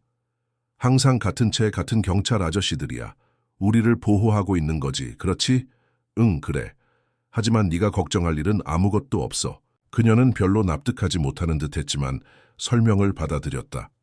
그날 밤 잠들기 전에 그녀를 확인하러 갔을 때 김민주는 지아가 수첩에 그림을 그리고 있는 것을 발견했다. 무엇을 하고 있니, 아가? 음식 꾸러미에 넣을 메시지를 쓰고 있어요. 그녀는 자신의 작품을 보여주며 대답했다. 조심스러운 필체로 그녀는 모두가 조금씩 준다면 아무도 구걸할 필요가 없다. 와, 가난한 사람들은 동정이 필요 없고 기댈 곳이 필요하다. 라고 썼다. 김민주는 눈가가 촉촉해지는 것을 느꼈다. 그 문구들을 어디서 배웠니? 제가 만들었어요. 그녀는 단순하게 말했다. 아빠가 늘 하는 일이잖아요. 사람들에게 기댈 곳을 주는 것. 그는 그녀를 오랫동안 껴안으며 건설 현장에서 그날 아침 이후로 자신의 삶이 어떻게 변했는지 생각했다. 이 특별한 아이를 그들을 둘러싼 악으로부터 어떻게 보호할 수 있을까? 다음 날 김민준이 퇴거 명령을 받았을 때 예상치 못한 답변이 나왔다. 퇴거라니요? 그는 전화로 변호사에게 물었다. 제 아파트는 제 것입니다. 몇 년 전에 사서 완납했습니다. 이태준 변호사도 마찬가지로 당혹스러워 보였다. 아무래도 건물 전체가 도시재생 프로젝트에 포함된 것 같습니다. 시청이 상업단지 건설을 위해 구역 내 모든 부동산을 수용하고 있습니다. 제시된 보상금은 시장 가치보다 훨씬 낮습니다. 이건 우연이 아닐 수 없어. 김민준이 중얼거렸다. 이 프로젝트 뒤에는 누가 있습니까? 새로운 시작 사업단이라는 컨소시엄입니다. 아직 주주에 대한 자세한 정보는 얻지 못했지만 조사 중입니다. 김민주는 조사할 필요가 없었다. 그 이름 뒤에 누가 있는지 정확히 알고 있었다. 새로운 시작은 강성철이 호라이즌 비즈니스 콤플렉스 프로젝트에 붙이고 싶었던 이름이었다. 그들은 30일 안에 건물을 비워야 했다. 김민주는 지아에게 불필요한 불안감을 주지 않기 위해 즉시 말하지 않기로 결정했다. 먼저 그들이 살 안전한 새 장소를 찾아야 했다. 그 기간 동안 아파트는 예상치 못하게 지역사회 기부센터로 변모했다. 김민준이 사회 프로젝트를 통해 도왔던 사람들이 나타나 쌀, 콩, 중고의류, 아동도서 등 자신들이 할 수 있는 것을 가져왔다. 감동적인 쪽지와 함께. 우리는 가진 것이 많지 않지만 사장님이 잘 사용하실 것을 압니다. 또는 우리 동네에 빛을 가져다 준 소녀에게. 지아는 새로운 기부품마다 환하게 기뻐하며 모든 것을 꼼꼼하게 정리했고 필요한 가족들에게 전달하는 일에 참여하겠다고 고집했다. 봐요, 아빠. 제가 말했잖아요. 모두가 조금씩 주면 아무도 구걸할 필요가 없다고. 퇴거 전 마지막 주, 김민주는 여전히 이사할 적절한 장소를 찾지 못했다. 안전한 동네의 부동산은 현재 예산으로는 감당할 수 없었고 그는 지하를 적절한 기반 시설이 없는 지역으로 데려가는 것을 거부했다. 그때 노목수 최민식 씨가 예상치 못한 제안을 들고 나타났다. 김민준 사장님 퇴거 소식을 들었습니다. 제가 제안 하나 할게요. 도봉구 제 집 뒤편에 작은 목공 작업실이 있습니다. 은퇴한 후로는 더 이상 사용하지 않습니다. 지붕도 있고 튼튼한 벽도 있고 화장실도 있습니다. 사장님이 익숙한 곳처럼 호화롭지는 않지만 필요하시면 사용하실 수 있습니다. 김민주는 그 제안에 감동했다. 최민식 씨, 제가 그럴 수는 없습니다. 할 수 있습니다, 사장님. 사장님은 제 손자가 주변 지역 아이에게는 아무도 기회를 주지 않을 때 공부를 도와주셨습니다. 이제 저희가 보답할 차례입니다. 이사하는 날, 김민준을 놀라게 하는 것이 기다리고 있었다.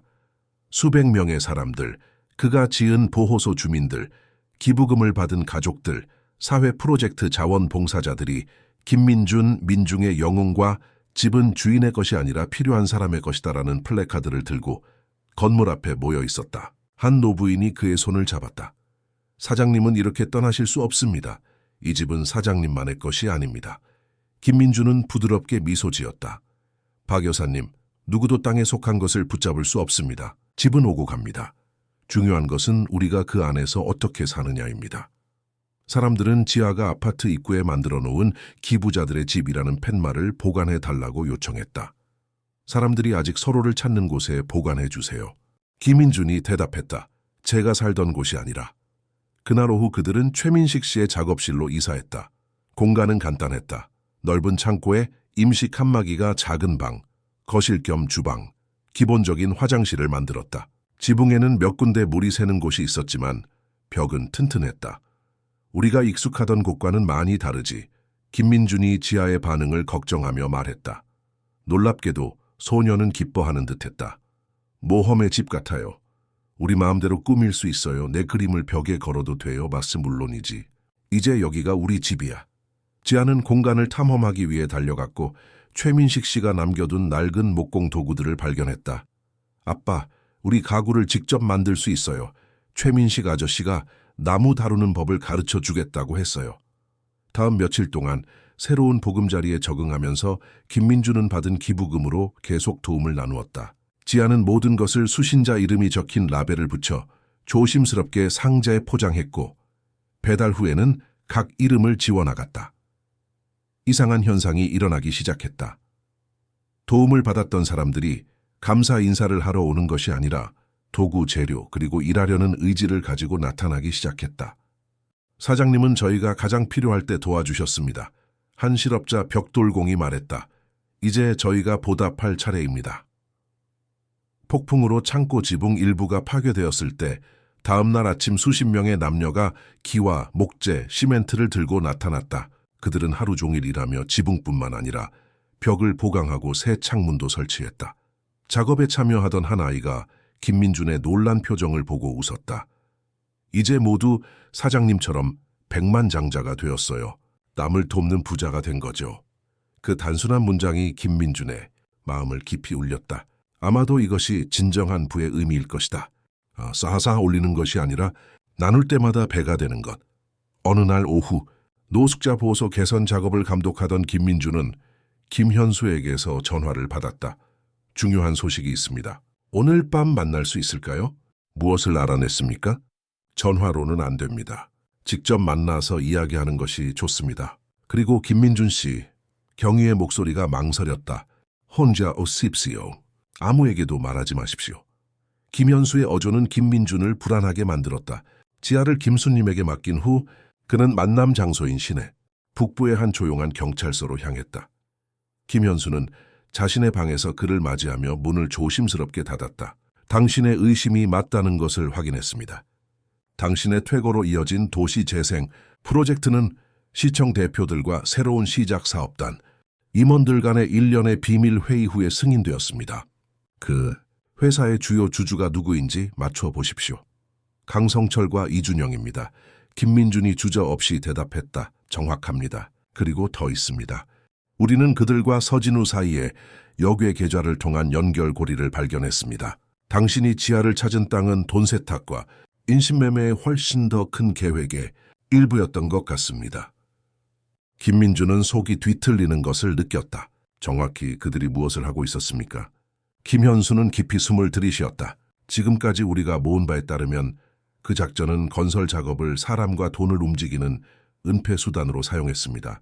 취약한 아이들은 이 계획의 상품이었습니다. 경위는 그 주제에 대해 이야기하는 것만으로도 메스꺼워 보였다. 우리는 지하가 어떤 이유로 폐기되어야 했던 희생자 중 한 명이라고 믿고 있습니다. 그럼 강성철과 이준영이 이것을 알고 있었다고 생각하십니까? 직접적으로 연루되었습니까? 최소한 작전에 필요한 인프라와 은폐를 제공하고 이익을 공유했다는 강력한 증거가 있습니다. 하지만 그렇게 강력한 사람들에게 정식으로 기소하기 전에 더 많은 증거가 필요합니다. 다음 단계는 무엇입니까? 거의 체포할 준비가 되었지만 아직 결정적인 요소가 하나 부족합니다. 작전의 리더를 식별하는 것입니다. 이 모든 것 뒤에는 서진우와 다른 사람들을 보호하는 매우 강력한 누군가가 있습니다. 김민준은 등골에 한기가 흐르는 것을 느꼈다. 제가 어떻게 도울 수 있을까요? 김현수는 망설였다. 다음 주에 건설업자 협회에서 주최하는 자선 행사가 있습니다. 강성철, 이준영, 그리고 아마도 서진우도 참석할 것이고 여러 당국자들도 함께할 것입니다. 내부에서 상호작용을 관찰하고 가능한 연결고리를 식별할 사람이 필요합니다. 제가 그 행사에 가라고요? 김민준이 믿을 수 없다는 듯 물었다. 늑대 소굴로 들어가는 것과 마찬가지일 텐데요. 바로 그 때문에 완벽할 것입니다. 당신이 수사에 협조하고 있다고 아무도 의심하지 않을 것입니다. 김민준은 제안을 고려했다. 위험했지만 지하와 잠재적으로 다른 아이들을 희생시킨 네트워크를 해체하는데 도움이 될 수 있다면 그곳에 가겠습니다. 그가 마침내 대답했다. 김민준이 몰랐던 것은 그의 결정이 자신의 생명뿐만 아니라 지하와 주변 모든 사람의 생명을 위태롭게 할 일련의 사건들을 촉발할 것이라는 점이었다. 롯데호텔의 골든볼룸은 샹들리에의 수백 개 크리스털 불빛에 반사되어 빛났다. 완벽한 양복을 입은 남자들과 화려한 드레스를 입은 여자들은 샴페인 잔을 들고 사업, 정치, 서울 상류사회의 최신 스캔들에 대해 낮은 목소리로 이야기하고 있었다. 서울시 건설업자 협회의 자선 행사는 언제나 그렇듯이 자선보다는 권력의 연결에 관한 것이었다. 수십 년 동안 그의 일상복이었지만 이제는 왠지 모르게 불편하게 느껴지는 남색 양복을 입은 김민준은 홀 입구에서 군중을 지켜보았다. 많은 익숙한 얼굴들, 그와 협상하고 저녁 식사를 함께하고 사업 비밀을 공유했던 사람들, 이제 그들은 호기심과 경멸이 뒤섞인 시선으로 그를 바라보고 있었다. 김민준, 중요한 부동산 개발업자의 아내이자 사교계 명사인 강혜진의 날카로운 목소리가 웅성거림을 갈랐다. 여기서 뵙다니 놀랍네요. 사회를 떠나. 뭐였더라? 사회복지사가 되었다고 생각했는데요. 주변에서 몇몇 조용한 웃음소리가 들렸다. 김민준은 예의 바른 미소를 지었다. 안녕하십니까, 강혜진 씨. 아직 업계와 연락하고 있습니다. 결국 건물을 짓든 공동체를 짓든 저의 전문 분야는 변함이 없으니까요. 그의 대답은 의도했던 것보다 더 날카롭게 나왔고 강혜진은 완벽하게 다듬어진 눈썹을 살짝 치켜올린 후 분명히 불쾌한 표정으로 자리를 떴다. 김민준은 깊이 숨을 들이쉬고 홀로 들어섰다. 김현수의 지시에 따라 그는 먼저 수사 대상들을 찾았다. 바 근처에서 임원그룹에 둘러싸인 강성철을 발견하는데 오랜 시간이 걸리지 않았다. 이준영은 무대 근처에서 정치인들로 보이는 사람들과 이야기하고 있었다. 서진우는 아직 보이지 않았다. 지나가는 쟁반에서 탄산수를 한 잔 집어 든 김민준은 조심스럽게 돌아다니며 강성철이 있는 곳으로 다가갔다. 그의 옛 친구이자 이제는 경쟁자인 강성철은 그를 즉시 알아차렸고 그의 얼굴은 놀라움을 드러냈다가 이내 무표정으로 돌아왔다. 김민준, 강성철이 형식적으로 손을 내밀며 인사했다. 여기서 볼 줄은 몰랐네. 강성철, 김민준이 짧게 악수하며 대답했다. 아직 민중원설의 주주인 것을 기억하나? 업계 소식을 계속 알고 싶어서 말이야만 물론이지. 강성철이 가식적인 친절함으로 동의했다. 그리고 자네의 가정생활은 어떤가? 그 아이는 잘 지내나? 그가 지아를 언급하는 어조의 김민준은 등골이 서늘해지는 것을 느꼈다. 아주 잘 지내고 있습니다. 아주 잘 적응하고 있어요. 잘 됐다니 다행이군. 제니! 연민은 항상 존경스러웠어. 낯선 아이를 돌보기 위해 모든 것을 버리는 사람은 흔치 않지. 중요한 것은 아무것도 버리지 않았네, 강성철. 그저 인위적인 가치를 진짜 가치로 바꿨을 뿐이야. 강성철은 짧고 웃음기 없는 웃음을 지었다. 항상 이상주의자였지. 하지만 자네의 새로운 대의가 이룬 모든 것만큼 가치가 있을지 궁금하군. 김민준이 대답하기도 전에 이준영이 다가왔고 그 옆에는 그가 서진우라고 알아본 건장한 백발의 남자가 있었다. 김민준! 이준영이 소리쳤다. 강성철보다 더 가식적인 쾌활함이 그의 목소리에 담겨 있었다. 콘크리트를 자선으로 바꾼 남자. 아, 준영. 김민준이 차갑게 대답했다. 그는 세 번째 남자에게로 몸을 돌렸다. 서진우 씨 몇 년 전 잠시 만났던 것 같은데요. 서진우는 계산적인 눈으로 그를 응시했다. 네, 기억합니다. 그때 우리의 협상이 진전되지 않은 것이 아쉽군요. 당신의 후임자는 더 유연했습니다. 대화는 몇 분 동안 계속되었고 겉으로는 정중했지만 은근한 비아냥과 잠재된 긴장감으로 가득했다.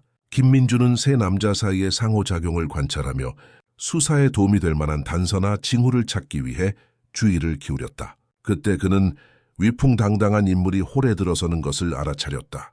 모든 참석자들은 미묘하게 반응하는 듯했고 자세를 바로잡고 대화의 볼륨을 낮추었다. 키 크고 품위 있는 완벽하게 정돈된 은발과 고급차보다 비쌀 것이 분명한 양복을 입은 그 남자는 의심할 여지 없는 권력의 아우라를 풍겼다.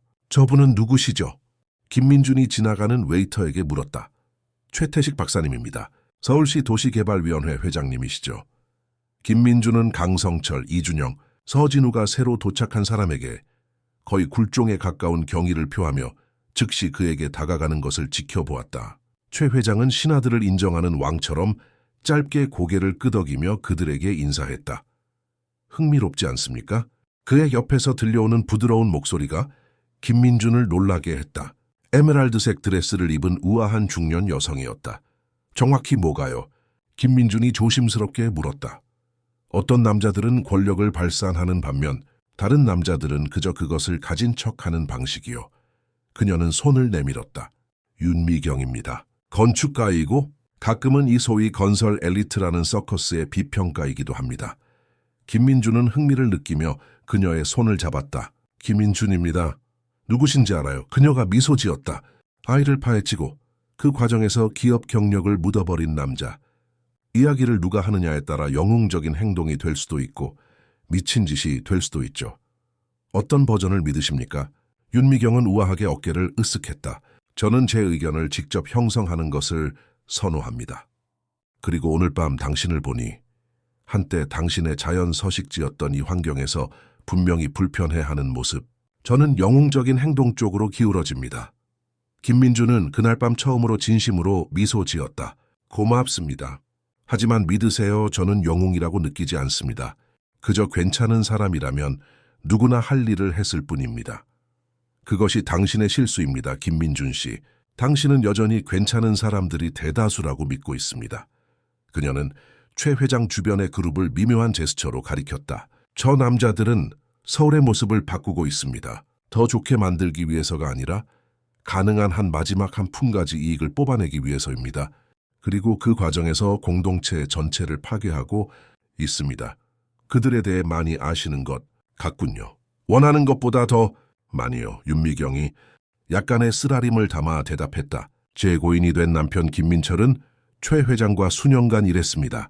남편은 당신처럼 이상주의자였습니다. 시스템을 내부에서 바꿀 수 있다고 믿었죠. 그녀는 음료를 한 모금 마셨다.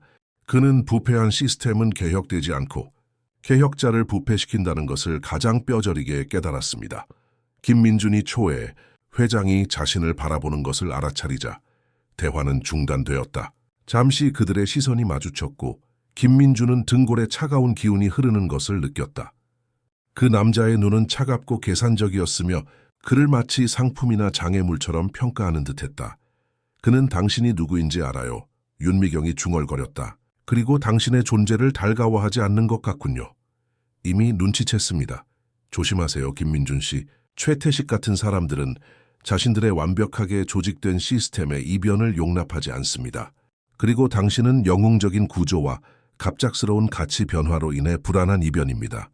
그가 대답하기도 전에 윤미경은 우아하게 물러나 군중 속으로 사라졌다. 김민주는 최 회장 주변의 그룹을 새로운 주의를 기울여 계속 관찰했다. 윤미경의 말이 맞다면, 그리고 그의 직감은 그렇다고 말하고 있었다. 그는 김현수가 조립하고 있던 퍼즐의 중요한 조각을 방금 확인한 것이었다. 다가갈 기회는 최 회장이 잠깐 그룹에서 벗어나 배에서 음료를 가지러 갔을 때 찾아왔다. 김민주는 같은 방향으로 자연스럽게 움직였다. 스트레이트 위스키로 부탁합니다. 초에 회장이 바텐더에게 주문했다. 저도 같은 것으로요. 김민준이 그의 옆에 자리 잡으며 말했다. 초에 회장은 옆눈으로 그를 평가했다. 김민준 씨! 드디어 직접 만나 뵙는군요. 최 회장님, 명성이 자자하십니다. 자네도 마찬가지지. 모든 것을 버리고 버려진 아이의 보호자가 된 사업가. 감동적인 이야기더군. 마지막 문장은 회의적인 어조로 나왔다. 생각만큼 특별한 이야기는 아닙니다. 그저 옳은 일을 했을 뿐입니다. 최 회장은 짧게 웃었다. 옳은 일이라는 것은 관점에 따라 다른 경우가 많지 않나. 어떤 사람들에게는 계속 건설하고 일자리를 창출하고 도시를 발전시키는 것이 옳은 일일 거야. 감상적인 일에 정신 팔리지 않고 말이지. 저는 생명을 구하는 것을 감상적인 일이라고 생각하지 않습니다. 회장님, 물론 아니겠지. 최 회장은 위스키를 한 모금 마시며 잔 너머로 김민준을 살폈다. 아시다시피 자네의 최근 행보를 흥미롭게 지켜봤네. 제니, 사회 프로젝트들, 물론 고귀하지. 하지만 자네가 가장 잘하는 일로 돌아오는 것이 더 유용하지 않을까 싶네. 민중건설은 자네 없이는 예전 같지 않아. 걱정해 주셔서 감사합니다만 저는 현재의 선택에 만족합니다. 최 회장은 몸을 살짝 숙이고 목소리를 낮췄다. 선택은 재고될 수 있다네, 김민준 씨. 특히 새로운 정보가 나타날 때는 말이지. 어떤 종류의 정보 말입니까? 자네가 그 아이를 찾았던 상황에 대해 불안한 지사부 소문들을 들었다고 해두지. 너무 많은 우연의 일치 아닌가? 자네가 직접 그 특정 부지를 그 특정 날짜에 시찰했다는 건 말이야. 김민주는 등골이 서늘해지는 것을 느꼈다. 무언가를 암시하시는 겁니까, 회장님? 단지 패턴을 관찰하는 것일 뿐이야. 내가 하는 일이지. 그리고 패턴이 깨지면 나는 그 이유를 이해하려고 해. 최 회장은 음료를 다 마시고 빈잔을 카운터에 놓았다. 드디어 만나 뵙게 되어 반가웠네, 김민준 씨. 모든 관련자들을 위해 현명한 길로 돌아오기를 바라네. 짧게 고개를 끄덕이며 최 회장은 자리를 떴고 김민주는 점점 커지는 불안감을 느꼈다. 메시지는 분명했다. 그들이 경고하고 있었다. 물러서라고. 자신이 발견한 벌집을 더 이상 건드리지 말라고. 몇 분 후 그의 휴대폰이 울렸다. 김현수에게서 온 문자였다. 유용한 정보 얻었습니까? 김민주는 빠르게 답장했다. 가능한 리더를 확인했습니다. 최태식입니다. 지금 당장 여기서 나가야 합니다. 그는 홀을 조용히 빠져나왔고 마음은 들끓었다. 집으로 가는 길에 차 안에서 김현수에게 전화하여 최 회장과의 대화와 윤미경이 제공한 불안한 정보를 보고했다. 그것은 말이 됩니다. 경위가 긴장된 목소리로 대답했다. 최 회장은 정치, 경제, 심지어 사법부까지 모든 권력층에 연결되어 있습니다. 우리가 조사하는 작전의 완벽한 보호자였을 것입니다. 그는 저를 거의 위협했습니다. 김현수 씨. 그리고 지하를 언급하는 방식이 불안했습니다. 걱정 마십시오.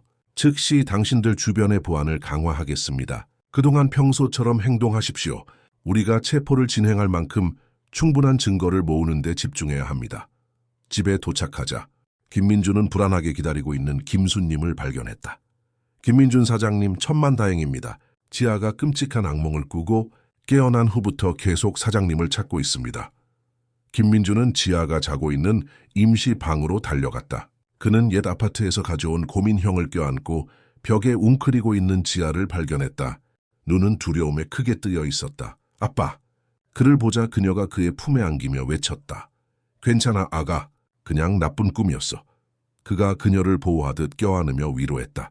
그냥 꿈이 아니었어요. 그녀가 흐느꼈다. 기억났어요. 그 남자가 기억났어요. 김민주는 얼어붙었다. 여든 남자, 지아야. 나한테 물을 주던 여자랑 이야기하던 굵은 목소리의 남자요. 그는 내가 문제라고 했어요. 나를 없애야 한다고 했어요. 그녀는 이제 통제할 수 없을 정도로 떨고 있었다. 그리고 오늘 그를 다시 봤어요. 그 남자를 어디서 봤니, 지아야? 김민준이 심장이 빠르게 뛰는 것을 느끼며 부드럽게 물었다. 텔레비전에서요. 김수님 아주머니가 뉴스 보고 있었는데 사람들이 파티에 도착하는 걸 보여줬어요. 그 사람이 거기 있었어요. 문 앞에 서 있던 김수님이 고개를 끄덕이며 확인했다. 사장님이 오늘 가신 자선 행사에 대한 보도였습니다. 백발의 남자가 나오자마자 지아가 소리를 지르기 시작했습니다. 제가 즉시 껐지만 아이가 너무 충격받았습니다. 그 남자를 다시 알아보겠니? 김민준이 부드럽게 물었다. 지아는 여전히 떨면서 고개를 끄덕였다. 김민준은 휴대폰을 꺼내 브라우저를 열고 뉴스 기사에서 최태식의 최근 사진을 찾았다. 그는 가슴이 아픈 채로 지아에게 보여주었다. 이 남자였니? 지아는 사진을 응시했고 얼굴이 창백해졌다. 천천히 그녀는 고개를 저었다. 아니요. 이 사람이 아니었어요. 김민주는 안도감과 혼란스러움을 동시에 느꼈다. 그는 계속 검색하여 그날 밤 행사에서 여러 손님들이 나온 사진을 찾았다. 이 사람들 중에 있니? 지아의 눈이 이미지를 훑어보다가 그녀의 손가락이 떨면서 배경에 있는 한 인물을 가리켰다. 저 사람이었어요. 김민주는 이미지를 확대했고 그의 혈관 속 피가 차갑게 식었다. 지아는 서진우를 가리키고 있었다. 정말 확실하니, 지아야? 때 그녀는 의심의 여지가 없는 확신으로 대답했다. 그 목소리를 절대 잊지 않을 거예요. 그 사람은 내가 너무 많이 봤고 너무 많이 안다고 했어요. 김민주는 그녀를 다시 껴안았고 그의 마음은 이 폭로의 함의를 빠르게 처리했다. 지아는 단순히 무작위적인 희생자가 아니었다. 그녀는 증인이었다. 범죄 계획에 연루된 사람들을 식별할 수 있는 사람. 아빠가 널 지켜줄게, 지아야. 약속할게. 아무도 다시는 널 해치지 못할 거야. 그녀가 감정적인 스트레스로 지쳐 마침내 잠든 후 김민주는 즉시 김현수에게 전화하여 자신이 발견한 것을 보고했다. 이것은 모든 것을 바꿉니다. 경위가 긴장된 목소리로 말했다. 지아가 서진우를 식별할 수 있다면 그녀는 핵심 증인입니다. 하지만 그것은 또한 그녀가 우리가 상상했던 것보다 훨씬 더 큰 위험에 처해 있다는 것을 의미합니다. 이제 어떻게 해야 합니까? 당신들은 당장 거기서 나와야 합니다. 우리가 작전을 완료할 때까지 머물 수 있는 안전한 장소가 있습니다. 언제요? 그럼 지금, 오늘 밤 믿을 수 있는 팀을 보내서 당신들을 데려오겠습니다. 필수품만 챙기십시오. 김민주는 전화를 끊었고 아드레날린이 그의 혈관을 타고 흘렀다. 그는 김수님에게 상황을 빠르게 설명했고 김수님은 즉시 지아의 옷과 필수품을 챙기기 시작했다. 정말로 위험에 처해 있다고 생각하십니까? 주름진 얼굴에 걱정이 역력한 그녀가 물었다. 과도한 예방책이기를 바랍니다. 김민주는 그녀를 불필요하게 놀라게 하고 싶지 않아 대답했다. 하지만 위험을 감수하지 않는 것이 좋습니다. 경찰이 도착하기를 기다리는 동안 뒷문에서 나는 소리에 김민주는 깜짝 놀랐다. 심장이 빠르게 뛰는 것을 느끼며 조심스럽게 다가갔고 그곳에는 불안한 표정의 노목수 최민식 씨가 서 있었다. 최민식 씨, 이 시간에 여기서 뭘 하십니까? 김민준 사장님. 노인이 눈에 띄게 초조해하며 속삭였다. 수상한 남자들이 동네를 돌아다니며 사장님과 아이에 대해 묻는 것을 봤습니다. 그들의 태도가 마음에 들지 않았습니다. 조심하셔야 한다고 알려드리러 왔습니다. 김민준의 등골에 한기가 흘렀다. 이 언제 말입니까? 방금 전입니다. 식별표 없는 검은 차 2대. 남자들은 이곳 사람이 아니었습니다. 말하는 방식만 봐도 알 수 있었습니다. 그 순간 김민준의 휴대폰이 울렸다. 김현수였다. 김민준 씨, 문제가 생겼습니다. 제가 보낸 팀이 당신의 위치 근처에서 수상한 움직임을 보고했습니다. 신원미상의 남자들, 아마도 무장한. 알겠습니다. 최민식 씨가 방금 알려주셨습니다. 지금 당장 거기서 나오십시오. 팀을 기다리지 마십시오. 우리가 당신들에게 도착할 수 있을 때까지 숨을 곳을 찾으십시오. 김민주는 전화를 끊었고 마음은 탈출 계획을 세우기 위해 빠르게 움직였다. 김수님 아주머니, 지아를 깨우세요. 당장 떠나야 합니다. 어디로 가야 합니까, 사장님? 최민식 씨가 상황을 완전히 이해하지 못하면서도 돕겠다는 충성심을 드러내며 물었다. 김민주는 빠르게 생각했다. 아무도 그들을 찾지 않을 곳, 도시에서 충분히 멀리 떨어져 있지만 몇 시간 내에 접근할 수 있는 곳이 필요했다. 그리고 그때 번개처럼 영감이 떠올랐다. 가평에 있는 버려진 땅. 아버지가 물려주셨지만 한 번도 개발하지 않았던 그 땅. 옛날 시골 땅 말입니까? 수십 년 동안 김민준의 재산을 알고 있던 최민식 씨가 확인했다. 맞습니다. 아무도 그곳을 기억하지 못할 겁니다. 수년 동안 버려져 있었습니다. 최민식 씨는 고개를 끄덕였다. 시골길을 통한 다른 길을 압니다. 제 트럭으로 모셔다 드릴 수 있습니다. 지아는 졸리고 혼란스러운 표정으로 문에 나타나 김수님의 손을 잡고 있었다. 아빠, 무슨 일이야? 김민주는 그녀의 눈높이에 맞춰 무릎을 꿇었다. 우리는 깜짝 여행을 갈 거야, 아가. 모험이지. 하지만 우리는 아주 조용하고 빠르게 움직여야 해. 비밀 임무를 수행하는 스파이처럼. 그렇게 할 수 있겠니?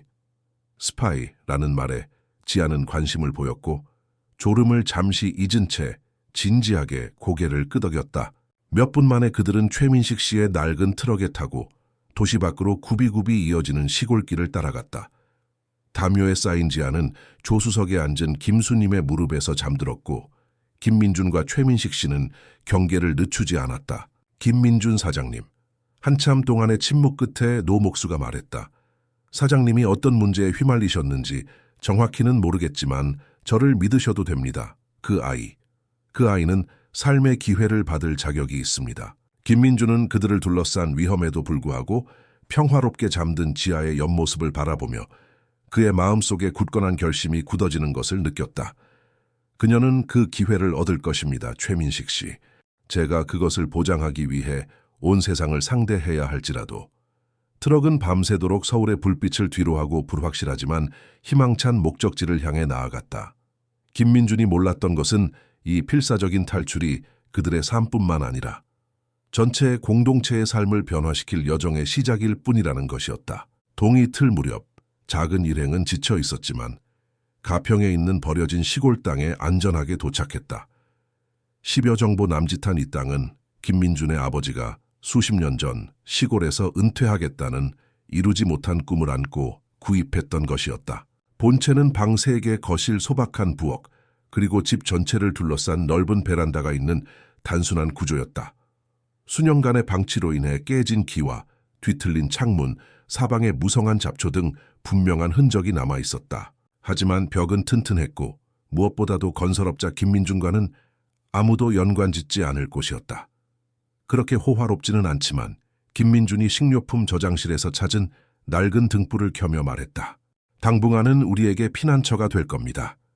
일출과 함께 깨어난 지아는 밤새도록 그들을 도망치게 만든 위험에는 아랑곳하지 않는 듯 어린아이의 호기심으로 공간을 탐험했다. 아빠, 뒤에 가을이 있어요. 그리고 커다란 나무들도요. 우리 나무집 지을 수 있어요? 가장 불리한 상황에서도 경이로움을 찾는 그녀의 능력은 김민준을 항상 감동시켰다. 상황이 좀 진정되면 아마도 최민식 씨와 김수님은 기본적인 청소를 즉석에서 했다. 먼지 쌓인 바닥을 쓸고 지아가 쉴 수 있도록 방 하나를 정리했다. 노목수는 이제 지붕을 점검하며 필요한 수리를 평가하고 있었다. 구조는 좋습니다, 사장님. 그가 나무 사다리를 조심스럽게 내려오며 보고했다. 기와 몇 장을 교체하고 몇몇 석가래를 보강하기만 하면 됩니다. 우리가 해결할 수 없는 일은 없습니다. 김민주는 친구의 유능함에 감사하며 고개를 끄덕였다. 최민식 씨, 서울로 돌아가셔야 합니다. 저희를 돕는데 너무 많은 위험을 감수하셨습니다. 노인은 단호하게 고개를 저었다. 죄송합니다만 사장님, 저는 이곳에 사장님들을 혼자 두고 가지 않을 겁니다. 이곳은 유지 보수가 필요하고 사장님은 시골 생활 경험이 없으십니다. 김민준이 항의하기도 전에 그의 휴대폰이 울렸다. 김현수였다. 안전하십니까? 경위가 서론 없이 물었다. 네, 아무도 모르는 곳에 있습니다. 우리가 떠난 후에 무슨 일이 있었습니까? 김현수는 깊이 한숨을 쉬었다. 당신이 떠난 지 약 30분 후에 무장한 남자들이 당신의 옛집을 침입했습니다. 다행히 제 팀이 이미 도착해 있었고 교전이 있었습니다. 용의자 2명은 체포되었고 다른 사람들은 도주했습니다. 김민주는 더 늦게 떠났더라면 무슨 일이 일어났을지 상상하며 등골에 한기가 흘렀다. 이제 빨리 움직여야 합니다. 김현수가 계속했다. 작전이 앞당겨졌습니다. 오늘 서진우를 체포할 것이고 지아가 제공한 정보로 최 회장과 다른 사람들에 대한 추가 증거를 모으는 동안 그를 구금할 수 있을 만큼 충분한 증거가 있습니다. 그럼 우리는요? 얼마나 오랫동안 숨어 있어야 합니까? 정확히 말하기는 어렵습니다. 서진우가 체포되어도 최 회장은 여전히 많은 권력과 영향력을 가지고 있습니다. 언젠가는 지아의 정식 진술이 필요하겠지만 우리는 그것이 완전히 안전하게 이루어지도록 노력하고 있습니다. 대화는 엔진 소리에 중단되었다. 김민주는 즉시 경계태세에 들어섰다. 전화를 끊어야 합니다. 누가 오고 있습니다. 경계하십시오. 계속 연락하겠습니다. 김민주는 긴장한 채 베란다로 나갔지만 태양과 세월에 조각된 듯한 얼굴을 가진 중년 남자가 운전하는 낡은 지프를 보고는 긴장을 풀었다. 가끔 그 땅을 돌보던 관리인 박영수였다. 김민준 씨, 남자가 놀란 듯 불렀다. 오랜만입니다. 시골 땅에 오시는 줄 알았으면 다 정리해 두었을 텐데요. 급하게 결정했습니다, 박영수 씨. 도시를 떠나 잠시 쉬어야 했습니다. 관리인은 고개를 끄덕였다. 마치 그것이 완벽하게 이해된다는 듯이. 시골 공기가 어떤 약보다 머리를 더 맑게 해줍니다. 과수원에 묘목을 좀 가져왔는데 손님들이 계시는군요. 마을에서 필요한 것이라도 있습니까? 식료품, 가스 가져다 드릴 수 있습니다. 김민주는 그 제안을 고려했다. 물품도 필요했지만 신중함도 필요했다. 정말 좋습니다, 박영수 씨. 그리고 저희의 여기 존재를 비밀로 해주시면 감사하겠습니다. 물론입니다, 김민준 씨. 시골에서는 남의 사생활을 존중할 줄 압니다. 박영수는 김민준 뒤에서 호기심 어린 눈으로 자신을 바라보는 지아를 보았다. 그리고 이 예쁜 아가씨는 누구입니까? 제 딸, 지아입니다. 관리인은 부드럽게 미소 지었다. 만나서 반갑다, 지아 아가씨. 이 지역 동물들을 보고 싶으면 제가 보여줄 수 있습니다. 직박구리, 제비, 가끔 나타나는 한 가족의 큰 부리새도 있습니다. 지아의 눈이 반짝였다. 진짜 큰 부리새요? 오늘 볼 수 있어요? 제가 먼저 식료품을 가져다 주고 나서 그 산책을 계획해 보자꾸나. 박영수가 친근하게 윙크하며 대답했다. 다음 몇 시간 동안 놀랍도록 평화로운 일상이 자리 잡았다. 최민식 씨와 박영수는 집에 가장 시급한 수리 작업을 했고 김수님은 도시에서 가져온 물품으로 식사를 즉석에서 준비했으며 지아는 김민준의 끊임없는 감시 아래 땅을 열정적으로 탐험했다. 밤에는 등불로 밝혀진 베란다에 앉아 간단한 저녁 식사를 함께했다. 하루 종일 탐험으로 지친 지아는 김민준의 무릎에서 곧 잠들었다. 달빛은 전원적인 풍경을 은빛으로 물들였고 마치 그들을 그곳으로 이끈 위험으로부터 일시적으로 단절된 듯 거의 마법 같은 분위기를 자아냈다. 이곳에서 행복해 보이네요. 김수님이 잠든 지아를 보며 말했다. 아이들은 적응력이 좋죠. 김민준이 대답했다. 가끔 그들이 우리보다 더 현명하다고 생각합니다. 바꿀 수 없는 것을 받아들이고 작은 것에서 기쁨을 찾으니까요. 사장님도 이곳에서 달라 보이십니다. 최민식 씨가 말했다. 모든 것에도 불구하고 더 평화로워 보이십니다. 김민주는 그 말을 생각해 보았다. 사실이었다. 긴장된 상황에도 불구하고 도시의 콘크리트와 유리 건물에서 멀리 떨어진 이 소박한 장소에는 그의 마음 깊숙이 울려 퍼지는 무언가가 있었다. 아마도 그것은 그의 아버지와의 연결고리일 것이다. 시골에서 살겠다는 그의 이루지 못한 꿈이 이제 그와 지아에게 피난처가 되어주고 있었다. 아니면 그저 더 느린 리듬, 깨끗한 공기, 자연의 소리만이 가끔 침묵을 깨는 평화로움 때문일 수도 있었다. 어쩌면 진작 이곳으로 왔어야 했을지도 모르겠습니다. 그가 중얼거렸다. 다음 며칠 동안 희망적인 소식이 들려왔다. 김현수는 서진우와 민중언설의 전 재무이사 이준영이 체포되었다고 알렸다. 부패, 돈세탁, 인신매매 연루에 대한 증거가 발견된 것이었다. 강성철은 조사를 받고 있었지만 아직 그를 체포할 충분한 증거는 없었다. 강력한 서울시 도시개발위원회 회장 최태식은 그의 영향력 있는 연줄 덕분에 여전히 건재했다. 그는 우리가 가까이 다가오고 있다는 것을 알고 있습니다. 김현수가 매일 걸려오는 전화 중 하나에서 말했다. 그리고 수사를 방해하기 위해 모든 자원을 동원하고 있습니다. 판사들에게 압력을 가하고 증인들은 망설이고 문서들은 신비롭게 사라지고 있습니다. 지아는요, 아직도 그녀의 진술이 필요합니까? 안타깝게도 그렇습니다. 그녀는 서진우를 최 회장과 직접 연결할 수 있는 유일한 목격자입니다. 그것 없이는 서진우는 혼자 행동했다고 주장할 수 있고 최 회장은 무사히 빠져나갈 것입니다. 김민주는 창밖으로 지아가 박영수가 마을에서 데려온 게 그녀가 즉시 비스킷이라고 이름 붙인 카라멜색 잡종견과 노는 모습을 바라보며 한숨을 쉬었다. 그녀는 마침내 평범한 아이처럼 살고 있습니다. 김현수 씨. 그녀를 다시 이 악몽 속으로 끌어들이는 생각은 이해합니다. 김민준 씨. 하지만 더 큰 선을 생각하십시오. 이 네트워크를 완전히 해체하면 얼마나 많은 다른 아이들을 구할 수 있을까요? 대화는 지아의 신나는 비명소리에 중단되었다. 지아가 김민준을 불러 무언가를 보라고 했다. 그는 김현수에게 기다려달라고 부탁하고 그녀에게 다가갔다. 아빠, 제가 뭘 찾았는지 보세요. 지아는 손에 무언가를 쥐고 그에게 달려왔다. 가까이 다가오자 김민주는 그것이 뿌리가 아직 흙에 붙어있는 작은 노란 잎에 나무 묘목이라는 것을 알았다. 가을 근처에 떨어져 있었어요. 그녀는 흥분으로 헐떡이며 설명했다. 박영수 아저씨가 비에 쓸려 내려온 것 같다고 했어요. 마당에 심을 수 있어요. 김민주는 그녀의 머리를 쓰다듬으며 미소 지었다. 물론이지. 어디에 심고 싶니? 지아는 땅의 중앙 지점, 전체 땅을 볼 수 있는 작은 언덕을 가리켰다. 저기요. 그러면 잘하면 모두 멀리서 노란 꽃을 볼 수 있을 거예요. 아주 좋은 선택이야. 최민식 씨에게서 도구를 가져오자. 전화로 돌아온 김민주는 결정을 내렸다. 김현수 씨, 지아의 진술이 중요하다는 것을 이해합니다. 하지만 조건이 있습니다. 그녀에게 완전한 보호를 원합니다. 그리고 진술은 그녀가 안전하다고 느끼는 이곳에서 이루어져야 합니다. 위협적인 경찰서가 아니라. 그렇게 해보겠습니다.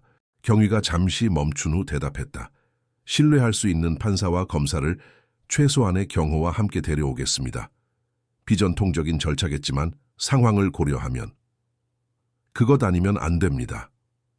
알겠습니다. 준비하고 알려드리겠습니다. 며칠 걸릴 겁니다. 이 기다림에 며칠 동안 놀라운 일이 일어나기 시작했다.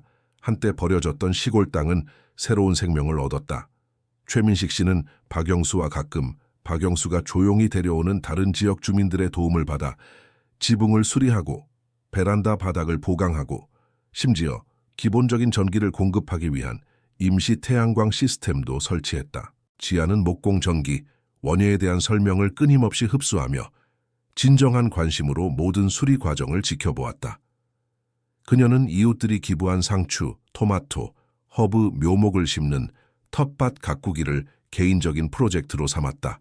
어느 날 오후, 김민준이 지아의 작은 식물에 물을 주는 것을 돕고 있을 때 그녀는 예상치 못한 질문을 했다. 아빠, 우리 여기 영원히 살 수 있어요? 그 질문은 김민준을 놀라게 했다. 그렇게 하고 싶니? 도시 학교 친구들이 그립지 않아? 지아는 모든 것에 그랬듯이 그 질문을 진지하게 고려했다. 이수민 선생님이랑 유진이는 그리워요. 하지만 여기는 더 행복해요. 아빠에 대해 거짓말하는 사람도 없고 나쁜 아저씨들이 우리를 찾는 것도 없어요. 그녀가 상황을 설명하는 단순함이 김민준의 마음을 아프게 했다. 그리고요, 그녀가 계속했다. 여기서는 아빠가 더 많이 웃어요. 도시에서는 항상 걱정스러워 보였어요. 김민주는 그녀의 눈높이에 맞춰 무릎을 꿇었다. 내 말이 맞아, 지아야. 아빠는 여기서 정말 더 많이 웃어. 그리고 그래, 아빠가 말했던 문제들을 해결하고 나면 우리가 원하는 만큼 오랫동안 여기 있을 수 있어. 그녀의 눈이 반짝였다. 유진이를 초대해서 놀러 오게 할 수 있어요. 그리고 보호소 아이들처럼 도움이 필요한 다른 아이들을 위해 집을 더 많이 지을 수 있어요. 그 아이디어는 김민준의 마음속에 무언가를 불을 지폈다. 땅은 넓었고 그들 자신에게 필요한 것보다 훨씬 컸다. 그리고 도시에서 비교적 가까웠지만 평온함과 자연과의 접촉을 제공하기에 충분히 멀리 떨어져 있었다. 지아야, 정말 훌륭한 생각이야. 정말 훌륭해. 김현수가 마침내 지아의 진술을 시골 땅에서 받도록 허가를 받았다고 전화했을 때 김민주는 이미 완전한 계획을 세워놓았다. 그의 공학 기술과 최민식 씨의 실용적인 경험을 사용하여 그는 작은 자립 공동체 프로젝트를 구상했다. 간단하지만 품위 있는 작은 모듈식 주택들을 생각하고 있습니다. 그는 최민식 씨에게 자신의 예비 도면을 보여주며 설명했다. 친환경적이고 저렴한 재료를 사용해서요. 각 가족은 자신만의 텃밭을 가지고 공동 생활 및 학습 공간도 있을 겁니다. 노목수는 감탄하며 스케치를 살폈다. 야심찬 프로젝트입니다, 김민준 사장님. 하지만 자원봉사 인력이 있다면 충분히 실현 가능합니다. 취약한 상황에 있는 가족들을 위한 공간이 될 겁니다. 김민준은 열정적으로 계속했다. 하지만 단순한 임시 보호소가 아니라 그들이 품위 있게 삶을 재건할 수 있는 진정한 보금자리입니다. 진술을 받기로 한 날 작은 비공개 호송대가 시골 땅에 도착했다. 김현수 차분한 얼굴의 판사 정혜원, 단호한 표정의 검사, 그리고 2명의 사복 경찰관이 함께였다. 처음에는 수줍고 불안해하던 지아는 아이들과 특별한 방식으로 이야기하는 정혜원 판사에게 부드럽게 이끌려갔다. 지아야, 이건 신문이 아니야. 그녀는 지아와 함께 베란다에 앉아 설명했다. 그냥 네가 기억하는 것을 네 방식으로 우리에게 이야기해주는 대화일 뿐이야. 그리고 네 아빠는 내내 너와 함께 있을 수 있어. 김민준이 손을 잡고 있는 동안 지아는 자신이 기억하는 모든 것을 이야기했다. 굵은 목소리의 남자들, 가끔 물을 주던 여자, 금속 상자 속의 길고 어두운 시간들, 그리고 마침내 서진우가 너무 많은 것을 보았고 너무 많이 알았기 때문에 그녀를 없애라고 명령했던 것까지. 그리고 지아야, 그들이 네가 보지 않기를 원했던 것이 무엇이었니? 검사가 부드럽게 물었다. 지아는 망설였다가 김민준을 바라보았고 김민준은 격려하듯 고개를 끄덕였다. 중요한 남자가 나쁜 남자에게 돈을 많이 주는 것을 봤어요. 그리고 그들이 경찰이 알기 전에 옮겨야 할 물건에 대해 이야기하는 것을 들었어요. 그때는 이해하지 못했지만 이제는 그들이 아이들에 대해 이야기하고 있었다는 것을 알아요. 저 같은 아이들요. 판사와 검사는 서로 시선을 교환했다.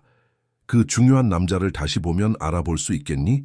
지아는 단호하게 고개를 끄덕였다. 네, 그는 항상 크고 빛나는 반지를 끼고 있었고 모든 것을 소유한 것처럼 말했어요.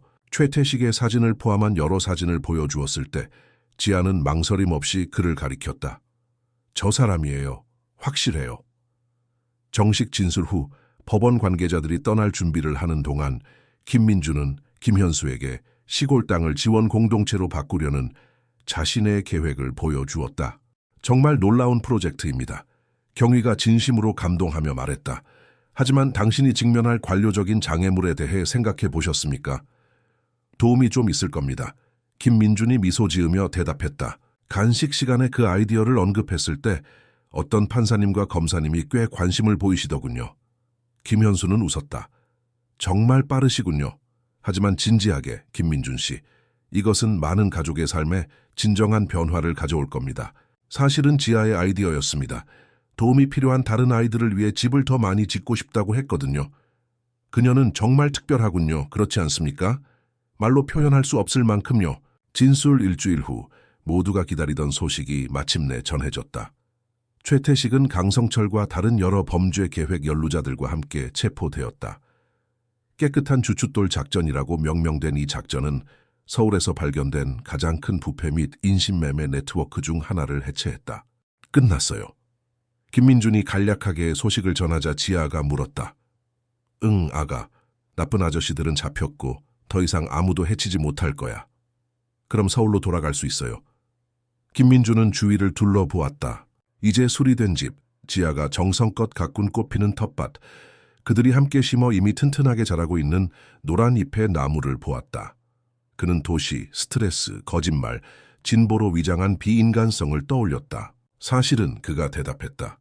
여기서 계속 살 수 있을까 생각했어. 이곳을 우리의 영구적인 보금자리로 만드는 거야. 그리고 우리뿐만 아니라 새로운 시작이 필요한 다른 가족들을 위해서도. 지아의 눈이 반짝였다. 마을처럼요. 많은 아이들과 동물들이 있는, 정확히 마을처럼. 처음에는 작겠지만 시간이 지나면서 커질 수 있지. 어떻게 생각하니? 이에 지아는 작은 팔로 할 수 있는 모든 힘을 다해 그를 껴안았다. 지하 마을이라고 부를 거예요. 김민주는 웃으며 그녀를 안아 올렸다. 네가 원한다면.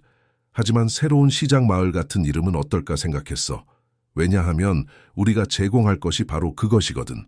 새로운 시작이 필요한 사람들에게. 다음 몇 달은 강렬하고 보람 있는 작업의 시간이었다. 최민식 씨, 박영수, 그리고 많은 자원봉사자들, 그들 중 많은 이들이 김민준이 도시에서 사회 프로젝트를 통해 도왔던 사람들이었다. 그들의 도움으로 공동체의 첫 번째 집들이 형태를 갖추기 시작했다. 소박하지만 아늑하고 태양광 지붕과 빗물 수집 시스템을 갖춘 각 집은 작은 앞마당과 뒤편에 텃밭 공간을 가지고 있었다. 프로젝트 소식은 퍼져나갔고 언론의 긍정적인 관심과 NGO 및 사회적 책임 기업들의 지원 제안을 이끌어냈다. 김민준이 이전에 직면했던 부정적인 보도와는 대조적이었다. 이제 근처 시골 학교에서 새로운 친구들을 사귀며 공부하는 지아는 눈에 띄게 성장했다. 겁먹고 트라우마를 겪었던 소녀는 자신감 있고 자비로운 아이로 변모했으며 공동체의 새로운 사람들을 환영하는데 언제나 준비되어 있었다.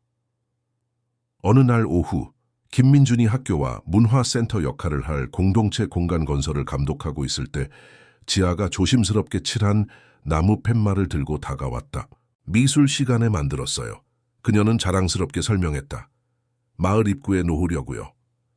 김민준은 팻말을 살펴보았다. 다채로운 글씨로 새로운 시장 마을, 빛이 시작된 곳이라고 적혀 있었다. 그 아래에는 작은 글씨로 가장 작은 소리도 듣고 외면하지 않은 사람들을 위해라고 쓰여 있었다. 아름답다, 지아야. 그가 감동하여 말했다. 완벽해. 그녀는 환하게 웃었다. 그 마지막 문구를 넣은 건 아빠가 그랬기 때문이에요. 아무도 듣지 않을 때 아빠가 들었잖아요.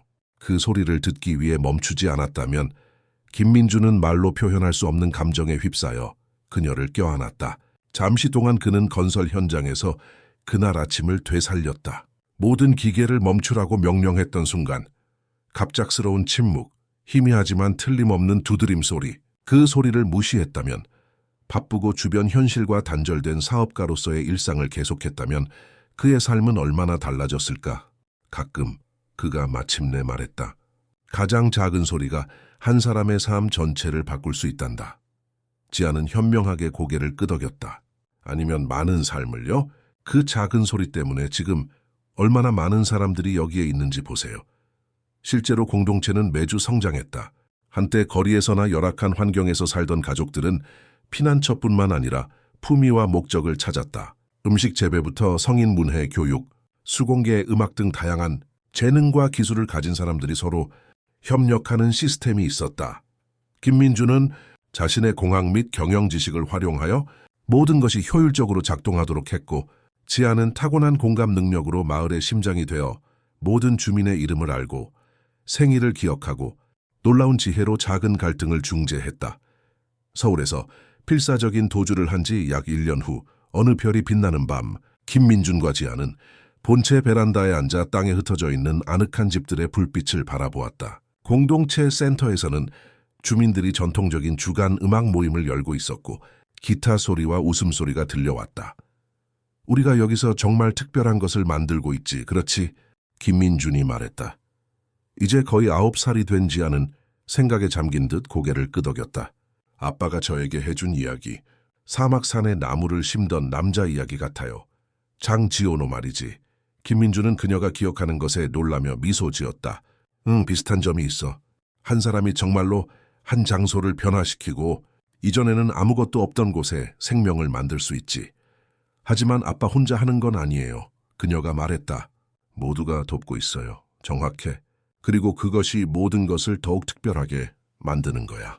각 사람이 독특한 무언가를 가져오고 마치 퍼즐 조각들이 모여 완전한 그림을 이루는 것처럼. 지아는 그 비유를 생각했다. 그럼 우리가 만들고 있는 완전한 그림은 뭐예요? 김민주는 눈앞에 펼쳐진 활기찬 공동체를 다시 바라보았다. 내 생각에는 세상이 되어야 할 모습의 그림인 것 같아. 사람들이 서로를 돌보고 아무도 뒤처지지 않고 각자가 가진 것이 아니라 존재하는 것만으로도 가치를 인정받는 세상. 큰 가족처럼요? 정확히 큰 가족처럼. 지아는 대답에 만족한 듯 미소 지었고 김민준의 어깨에 기대어 시골의 맑은 하늘에 밝게 빛나는 별들을 응시했다. 아빠, 그녀는 잠시 침묵 후 말했다. 아빠가 저를 찾았던 그날, 사실은 제가 아빠를 찾았던 것 같아요. 김민준은 놀라서 그녀를 보았다. 무슨 말이야? 아빠는 전에는 길을 잃었었어요. 회의와 돈과 건물들 속에서 길을 잃었었죠. 저를 찾았을 때 아빠는 자신에게 돌아오는 길을 찾았어요. 그 깊은 관찰에 김민준은 할 말을 잃었다. 사실이었다. 그는 길을 잃은 남자였고 진정으로 중요한 것들과 단절되어 있었으며 의미 있는 삶을 지탱하는 감정적인 구조를 소홀히 하면서 물리적인 구조물을 건설하고 있었다. 내 말이 전적으로 옳아. 지아야, 그가 마침내 말했다. 네가 아빠를 내 마음의 어둠에서 파헤쳐 주었어. 그날 밤 지아가 잠든 동안 김민준은 땅에서 가장 높은 곳으로 갔다. 그들이 심었던 작은 노란 잎의 나무는 이미 유망한 성장의 징후를 보이고 있었다. 그 옆에는 이 땅에서 한 생명이 파헤쳐졌다. 고 간단히 적힌 나무 팻말이 있었다. 마을의 집들을 바라보며 각 집이 새로운 시작의 이야기를 대표하고 있는 것을 보며 김민준은 깊은 평화를 느꼈다. 건설 현장에서 그 예상치 못한 구조로 시작된 길은 힘들고 장애물과 위험으로 가득했지만 그가 이전에 지었던 모든 부동산 사업보다 비교할 수 없을 만큼 더 귀중한 것으로 이끌었다. 그는 보금자리를 지었다. 자신과 지아뿐만 아니라 그들처럼 두 번째 기회가 필요한 수십 명의 사람들을 위한 보금자리였다. 그리고 그 과정에서 그는 부의 진정한 본질을 발견했다. 은행 계좌에 쌓이는 것이 아니라 나눌 때마다 배가 되는 것이었다. 밤에 부드러운 바람이 잎에 나무의 잎사귀를 흔들었다. 언젠가 피어날 황금빛 꽃을 약속하는 속삭임처럼 김민준은 미소 지으며 10년, 20년 후에 그 나무를 상상했다. 강하고 웅장하며 노란 꽃들이 멀리서도 보일 것이다. 지나가는 사람들에게 그 작은 땅에서 한 백만장자가 땅 속의 소리를 듣고 땅을 파헤쳤을 때 아이뿐만 아니라 자신의 인간성을 발견했다는 것을 알릴 것이다. 그리고 그것이 어떤 콘크리트, 제국도 결코 제공할 수 없는 진정한 부였다는 이야기 끝. 사랑하는 청취자 여러분, 김민준과 지아의 이야기가 여러분의 마음에 깊은 울림을 주었기를 바랍니다. 감동과 성찰의 여정을 계속하기 위해 우리는 연민과 새로운 시작에 변화시키는 힘을 탐구하는 똑같이 감동적인 이야기들로 특별한 재생 목록을 준비했습니다. 영상 왼쪽 링크를 클릭하여 찾아보세요.